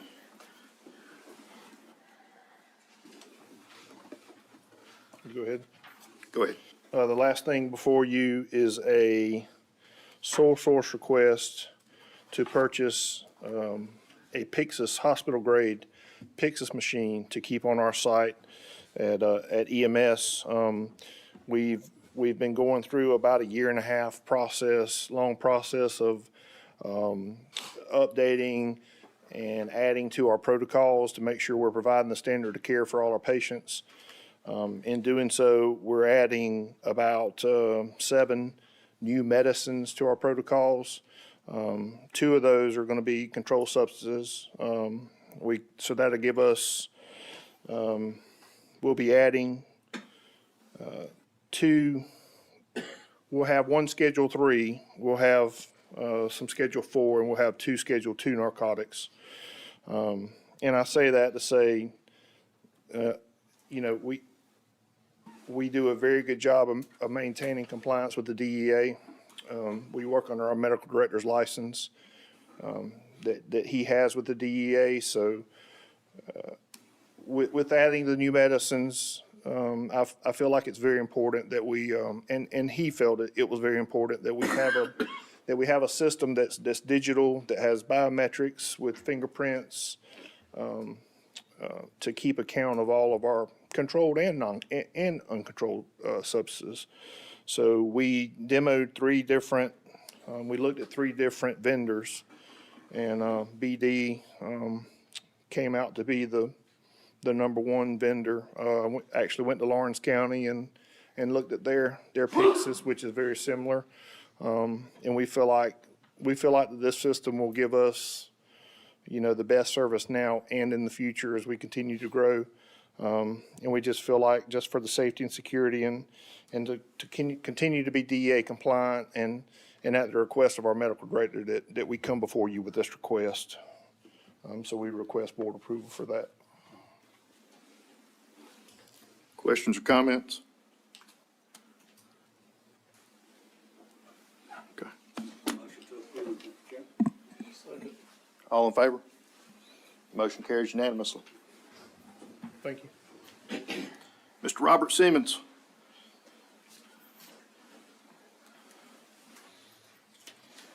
Good evening again. Robert Siemens, Assistant Public Works Director. Bring to you this evening a request Staff and Chairman of Statesboro Bulloch County Airport Committee, Mr. Doug Lambert, recommends and requests consideration of a motion to request by letter to the Georgia Department of Transportation Commissioner for the state funding to support the rehabilitation of the runway and taxiway lighting design and the installation of the airfield perimeter fence Phase 1 of the Statesboro Bulloch County Airport. Georgia Department of Transportation is showing tentative allocation of federal funding, including AIG funding and state funding assistance to support this project. Bulloch County's tentative matching funds are estimated to be $124,140. There is a recommended letter in here. I have typed it up and gave it to Ms. White, and she has a letter there ready to go for the chairman's signature.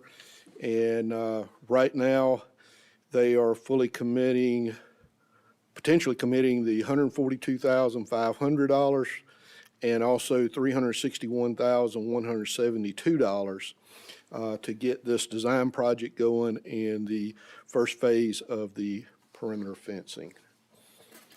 The much larger number that's also in your package for airport capital projects, airfield,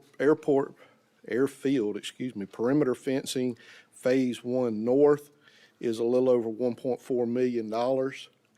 And then we have airfield lighting, runway and taxiway design is $149,743. This is in the federal, state, and T-SPLOST funding. We just have a letter that needs to be signed off by the chairman, and I'll try to answer the questions as best I can. Where's this money coming from that we're gonna pledge from? Is that like T-SPLOST or T-SPLOST? Okay, appreciate it. And we got plenty of money in there for that? Yes, the airport has its own project allocation of T-SPLOST money, so it doesn't interfere with any of the road stuff, and these are all budgeted projects in the airport. Yes, sir. I did provide that in y'all's notes. And just for the record, will you give us our all-in cost for this again, please? $124,140 is the project required matching funds from Bulloch County. This is a tentative allocation of funds, and the actual contract amount will be based on pre-approved design, planning, engineering cost, and/or competitive bids received to accomplish the project. Thank you. Yes, sir. Any other questions or comments? Can I get a motion on this item? Move to approve, Mr. Chairman. And a second? All in favor? Motion carries unanimously. Thank you.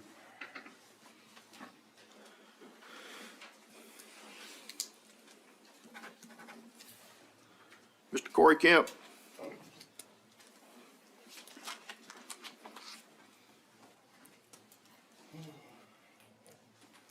Good evening, Corey Kemp, Director of Emergency Management. Here I have Miss Swinky. She lives at 691 Live Oak Lane Road, down in Pembroke, which is part of Bulloch County.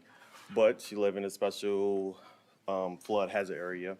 Her home did flood twice, and we would like to get your permission to provide an application to GEMA to acquire the home. She has agreed. This is 100% voluntary on your own will to be here to sign the paperwork, correct? Yes. She understands that county will provide zero funding. She will take that 15% and pay it out of her earnings from whatever she get from the state, correct? Yes. Anything you want to add? I don't know. I just have one question that I'm going to ask you so we can go on record. He didn't try to influence you to do this? No, I didn't find out about this through him. Okay, he didn't I approached threaten, him. he didn't threaten you with physical violence No, or offer you any kind of financial incentive? no. Okay. Well, yeah, I mean, from. Well, other than what you're getting from GEMA? Okay, he didn't try to take you out to Zaxby's or anything, No, Tinker? Okay. Zaxby's isn't that good, so. Okay, just making sure. All right. Any questions or comments on this item? Can I get a motion on this? Move to approve. Second. All in favor? Motion carries unanimously. We just bought your house. All right. We have any staff comments? We gotta go back to 9. Oh, we gotta go back to 9. Y'all, thank y'all for reminding me. Number 9. Mr. Siemens. Yes, sir. Robert Seaman, Assistant Public Works Director again.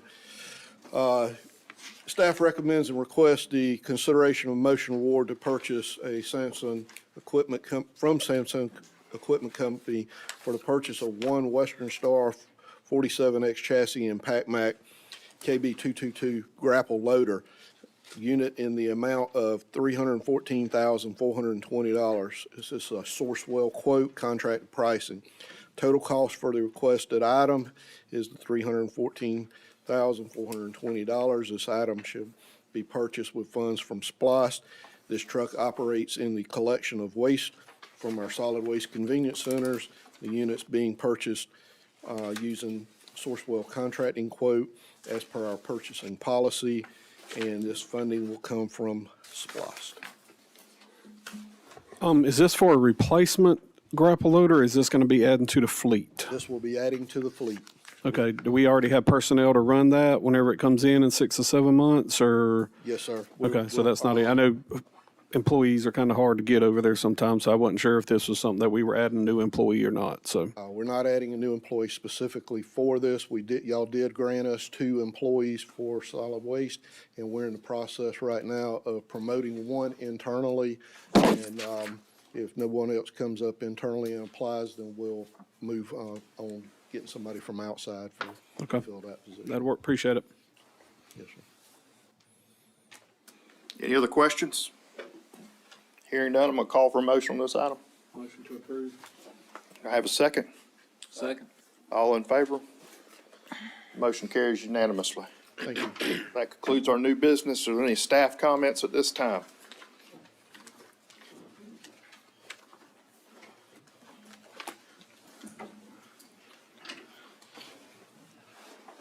I just have 2 quick things. I'd like to personally thank Mr. Bill and his team at Cafe for what they do for the firefighters on scene. They're a very valuable resource, and we appreciate what you do. Second thing is Stilson. I just want to give you a quick update on Stilson. The bays have been sprayed with insulation and painted. The outside of the building has the same character now that Station 3 and Station 9 and Station 7 will, Station 2. And on the inside, they've got all the sheetrock. So we're well on the way to opening on the January 1st date. So just want to give you all that quick update. I don't know what the chief.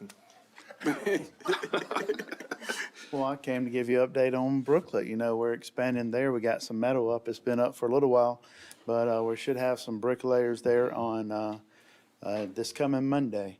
It didn't quite work out with using internal with the camp. I think they told us they were more brick toters than bricklayers, I believe is what they said. So we had to go a different route. So Randy Newman has arranged that. So that you should see brick going up this next Monday. One other thing, I guess water's been a big deal, a big topic tonight. So just wanted to piggyback on that. Yeah, I was here in Bulloch County in 2014, was teaching a hazmat class when that house in Oakfield caught fire. And back then had very little pressure. Statesboro, I think, hooked into it and didn't have much coming out of it. So, of course, they called for, it was their primary district. Were already going anyway, but they called for a tanker shuttle for us to set up the tanker shuttle to assist them. And pretty much same thing happened in 25. When was that? June, I believe it was. Get there, got fire blowing out 50% of the house set up, and we just know that we don't have enough water, needed fire flow in those private subdivisions to be able to take care of that. So we have to do the same thing. We have to set up a water shuttle, put dump tanks on the ground, and haul water. So 2 ways you deliver water to a fire scene in America. Mostly you either do a hauled water system like we do with our tankers, 3,000 gallon tankers, or you do pressurized water systems. Obviously, as a fire chief, I'm always going to advocate for pressurized water because it's always there, it's available. You go and test it and you put a color on it so you know what you got when you ride by. If it's blue, you know you got more than 1,500 GPMs coming out of that hydrant. We don't have that luxury right now. The reason why Mr. Williams was talking about in 2014, the old standard used to be 250 GPMs times 4 minutes. Well, as you know, that probably doesn't work too well when you're trying to fill up a 3,000-gallon tanker or fight fire, that you need 160 GPMs for one hand line. So things need to change. So in 2023, we did adopt the needed fire flow in these subdivisions. We threw 1,000 GPMs out there because, in some of those standards, IBC, IFC, it says, 1,000 GPMs. So I guess the bottom line is we do have some work to we do have some work to do. We need to figure out what that magic number is. And I think Mr. Emily was talking about it. How do we enforce it?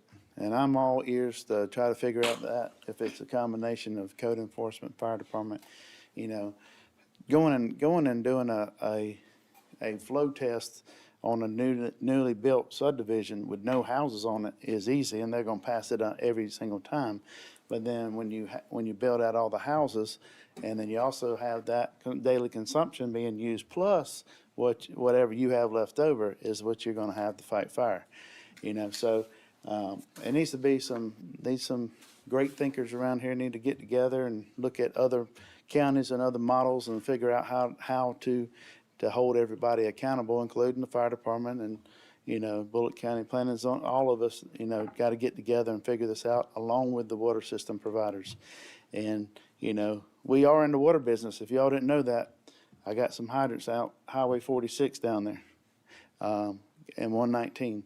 And those hydrants, once they go live in that area there, if they're 5 miles from a fire station, they're going to get the lowest rating because they have pressurized water 1,000 feet from their house.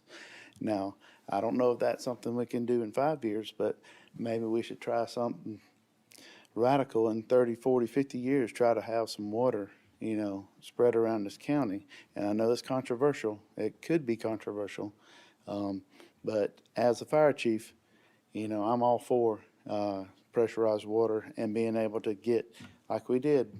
Mr. Williams was right. We left Oakfield and went back to the city, grabbed some water there at the landfill by Dollar General, and then came back, and that's how we did. And that's what we would do all over this county if we could have that pressurized water. So I just want to throw that out there. Thank y'all for your time. Thank you for your support. We appreciate everything y'all do for us. And you gonna say anything? Oh, sure. He snatched me and said, come up here, so You got a question? So I know that we've just inherited some new territory with the 5 Mile District going away and just having the county now. All right. I know that we have places in this community that have had longstanding issues with water pressure. What's the way forward as far as just assessing these so that we can figure out where our problem areas are? Or do you already know where they are? Well, I can look at the ISO map that is available to us, and we can see areas that ISO map colors everything in pink or blue. And you think blue is good, but there are areas inside the subdivisions that are blue. That means non-credible water. And that is systems that are already in the ground, been here for 30 years. How do we change that? Boy, I don't know how you're going to change it in there, but what we can do is run pressurized water up the main highways where we can come back to, and we don't have to travel as far. Going forward in our new subdivisions, then it would be simple. You try to make them a little more healthy ordinances, but you also put some teeth. I think I've said it a few times. Where's our teeth? How do we enforce this stuff to make sure that it gets done? Plus, I'm sure all this will get back to the developers and everything, that the fire chief's up here and saying we need more water. We need more water. I'm probably always going to say that because that's 40% of our ISO score. On the flip side, that's how we fight fire. we got to have water to fight fire. So I'm just gonna get up here and tell you repeatedly, it's gonna be a collaborative effort. It's gonna be them, the developers given something. We're gonna have to figure out what that magic number is, and then we're gonna have to enforce it, just like Mr. Emily said. Yeah. So I wrote it down in my notes. We need teeth to our There you fire go. flow ordinance. There you go, teeth, add teeth. So we'll work on that. I have can I ask a question, Mr. Chairman?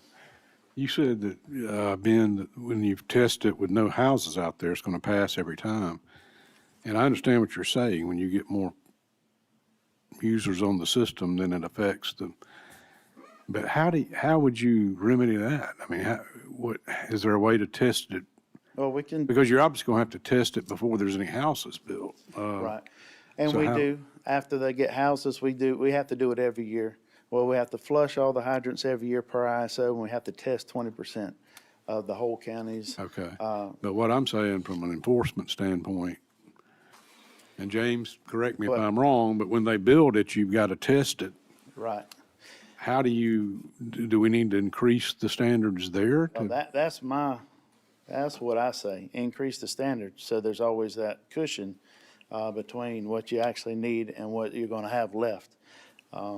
You know, if you go and, I believe it's IBC, 2018 edition, I believe that's right, the year, it says anything 3,600 square feet or less should have 1,000 GPMs fire flow on a system. Now, you know, 1,000 is great, but that's why we kind of settled when we were redoing the ordinance. If you remember, we did a needed fire flow. So if you only have a 2,100 square foot house, then you only needed a 700 GPM flow on that water system. Again, that gives you, if let's just say you got 100 homes in there and everybody's flushing their, 2 gallon a minute of toilet at the same time, 200 gallons of it's being used, then you would have a bigger cushion there to have your needed fire flow. And that's very simplistic terms, and, the engineers know how to do that a lot more, but for me as a fire chief, that's how I think about it. What's left over for me, if everybody's taking a shower, washing the car, running the dishwasher and everything else. Well, I'm simplistic too in a way, but I don't know much about this, but I guess what I'm trying to get at is we need somehow to be able to test these systems before there's any houses on there and have some sort of compliance standard that will be adequate. Right. And Well, I don't know how definitely- we do that. But Right. I think we have to build that cushion in there, test them beforehand. And because once everything pipe's laid and houses are built, it's hard to come back later on and, put. Well, that's exactly what I'm saying. You can't pass them because it's going to have to be tested, right, James? I mean, when they build it, you can't, if you say, well, you're meeting the standard, I don't think you can come back later and then say, well, now you've got all these houses on here is not meeting the standard. You've got to go back and redesign the whole thing or whatever. So somehow we've got to be able to address that in the beginning. Right. All your friends keep getting further away. Yeah, I wanted to understand. First thing everybody's got to understand is two different things. There's the EPD and the ISO. And they ain't the same cat. They don't even know each other. So, as far as your quality of water, your drinking water, EPD sees about that. If you got a store out in the country and you bag your own ice and you set it out and you sell it, that has to be chlorinated and checked by the EPD. I think it's 25 people drink out of that water fountain out there. Of course, it comes from the city of Statesboro. If you got a water fountain anywhere in the country, 25 people a day drink out of it, it has to be EPD approved. Now, in the old days, Grove Lakes, the old part of Iron Gate, Country Club, every bit of that was privately owned. Bulloch County wasn't zoned. All you had to do was go by the EPD. We didn't have a fire department. I built them all. I still go all over Jenkins and everywhere. And when a county ain't zoned, then all they got to do is meet water quality to the Right. EPD. EPD They don't care requirements. if your whole place burns down. That ain't their job. And they check to make sure. Now, ISO is where you get your insurance rate off of your house. you ain't got to have no ISO rating. It'll be a 10, but if there's no water around. So that just drives, and like Mr. Emily was talking about, he said, well, I can tell you in 20 years from now, if another house catches on in Oakfield, you're gonna tote water out here, put it out. Because it was built to the standards At the time. at the time, just like all the rest of them. And if they wanted to, they could go in there and put new water mains in it. I mean, because I got some, you was like you said, 250, then it went to 500. He's talking about 750. And then he said he'd really like to have 1,000.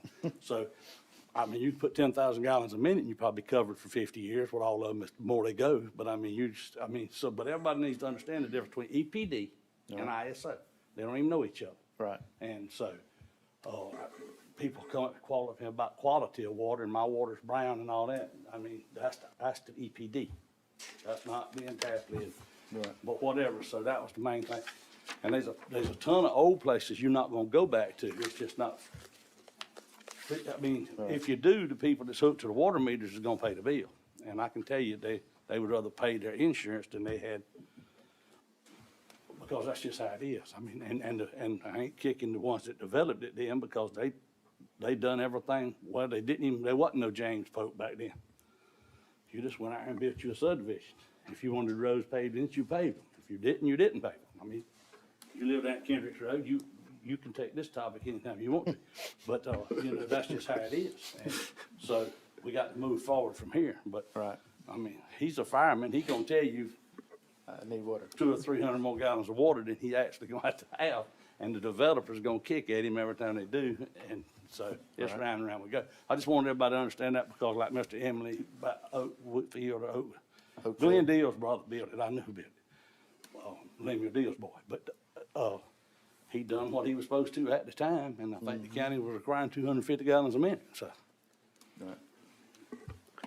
Chief Chaplain, you mentioned water on Highway 119. I feel like I'd be amiss if you didn't allow you to comment on the 4 Hyundai wells. The 4 Hyundai wells. Oh, boy. See, I've been waiting for this for a year and a half. That's why I stepped back. Briefly. Well, you got fit now. I don't really like sending that much water to another county when it's our water and we'll say our aquifer. But what I do know is we have wells inside Bulloch County, and we have water in those lines in Bulloch County. So whether we want to say it or not, but we're in the water business. We may not be running the actual utility yet, because Bryan County's under contract to run it up to 5 years. But it would be, in my opinion, best to go ahead and let's start learning how to run a water system before that 5 years gets here, so we know what we're doing, and we can come up with a plan of, if it's something that the consultant said, and go ahead and move to 67 and throw up a tower and put more towers like it's at the Bay Fire Station down there on 46, and then start webbing that stuff together where you actually have a good water utility, and then everybody that's within 5 road miles will now automatically drop from that 4Y to a 4, and it's less distance I got to run back. That's huge for my tankers, and that's huge for those community members that are paying less, within that 1,000 feet from that water source. So I think there are positives taken away from the Bryan County stuff and sending water down there. But as we can see, with everything going on, that number that we're supposed to be sending and how long it's supposed to be sent down there is getting less and less and less. So we could use that more for Bulloch County and the citizens. Specifically, when will those wells start pumping? The two Bryan County wells, they are ahead of the Bulloch County wells. Yeah, We actually have an update on that. It's to be determined by Bryan County. Okay, we don't know that there's only one well that's actually ready to go online. It does not have a meter in it yet.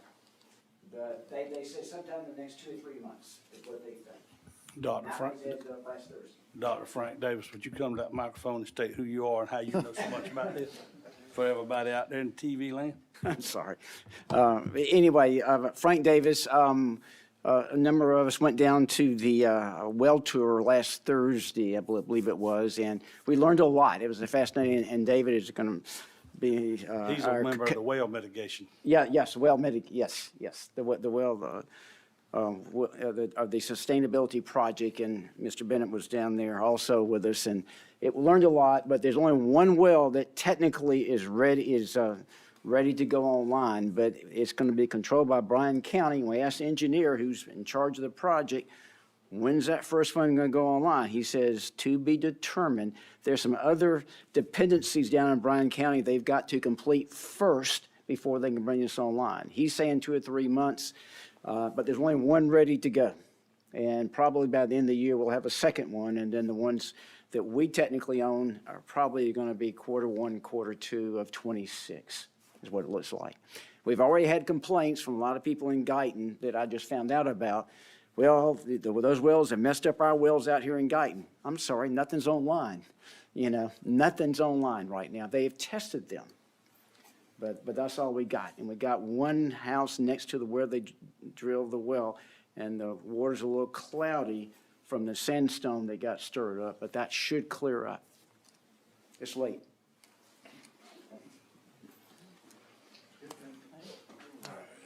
I'll make mine real sweet and simple. Ryan Jones, paramedic training officer, Bulloch County. Coming up on my 2-year anniversary of the implementation of the training officer position, something that's never been done before at Bulloch County. So just kind of wanted to give y'all a brief update of what we've been doing, kind of where we're leading and where we're looking to go. So within the first year, we were actually able to train a little over 1,000 individuals. This included the staff as well as healthcare providers and the community of Bulloch County. Last fiscal year, we were actually just shy of 1,800 with over 400 hours of education. Once again, that was for, community knowledge on CPR, first aid, so on and so forth, as well as that. To say it's a blessing that we've kind of already outgrown our training room is truly a blessing. We've had our people engaged a lot. So of course, by being able to deliver them with that information makes them better providers to treat our community as well as the individuals who come visit. So implemented some new protocols that are going into effect. So we're really just striving to be able to perform better and be able to bring a better EMS service to our community as well. So thank y'all for what y'all do. We greatly appreciate it. Brian. Just going to add to this. Go ahead. I have one question, either for you or your boss. Are y'all fully staffed at Bulloch County EMS? As of right now, we are. Congratulations. Yes. Great job. Majority paramedics. Just want to say thank y'all. I think everybody here knows what I do for a paying gig. And I'll tell you, it is always a pleasure to work with the Bulloch County EMS folks. I know that folks are going to hear this and say, well, he's partial because he's the chairman, but I'm going to say it anyway. I don't think there's a better group of trained paramedics in the southeast part of the state. I know without a fact that if we get tones and we're called out to a scene where Bulloch EMS is there, get ready to do some work because something bad has happened. And that says that is a huge credit to you and to your staff for doing that. The steps that they have taken to be proactive to make sure that folks are trained here, I don't know if they're going to say this, and they probably won't, it went through a couple months ago. We bought a couple Hamilton T1 ventilators. These are state-of-the-art transport ventilators. It is the same ventilator that I use in the helicopter, and it is an amazing ventilator. It is the equivalent of an Apple iPhone 17 in the ventilator world and what it will do. It is an amazing piece of equipment, and it makes your life so much easier as a provider in the back of an ambulance when somebody is trying to die.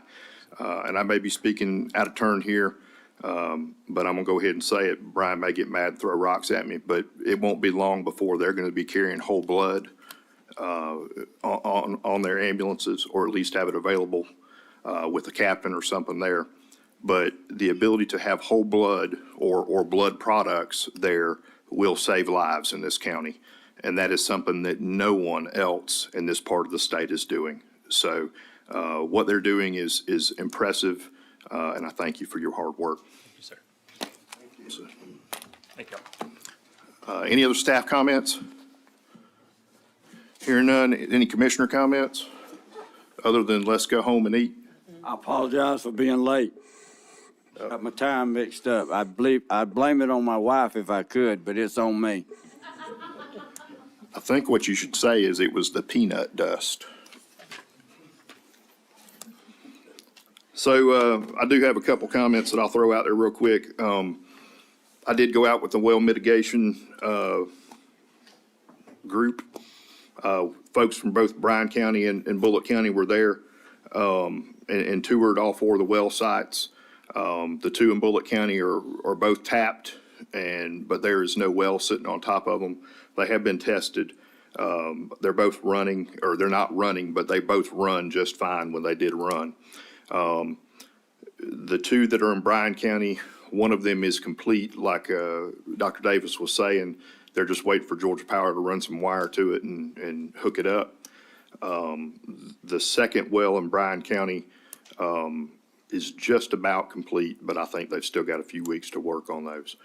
As far as the start date goes, I can tell you that physically, they are not ready to start right now. Like they said, Mr. Hofstetler from Hofstetler Engineering, who's actually the folks that have been in charge of the project, has said that they're still a couple months out still. But with that too, we also have some issues with our well mitigation fund, and that the fund has to have money in it. And I've talked to the folks in Bryan County, and I've talked to their chairman, and I have told him that there will not be any water pumped until those funds are available if we need them. So, and we'll be dealing with that soon. I think that's all the other thing is, while we were out there, I did talk with Mr. Hofstetler about septage, and we've charged them to come up with a plan for us or some courses of action as far as how to manage septage in this county. The conversation that I had with him was very encouraging. They seem to come up with some good solutions that I think that we can build on over the next few years. And he said that we should have a report by the end of this week as far as some courses of action that we can take there. So that's all I have for right now. And barring any other comments, I think that we are ready to go into executive session.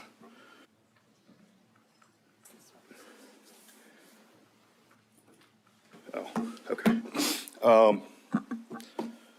So I'm going to call for a motion to bring us into executive session. And again, I don't have the lines in here because we added this in, so I can't speak chapter and verse to you as far as the legislation that covers it. But legally, we have to say that we are going into executive session, and there will be no further action taken after this. We're going into executive session to discuss potential litigation.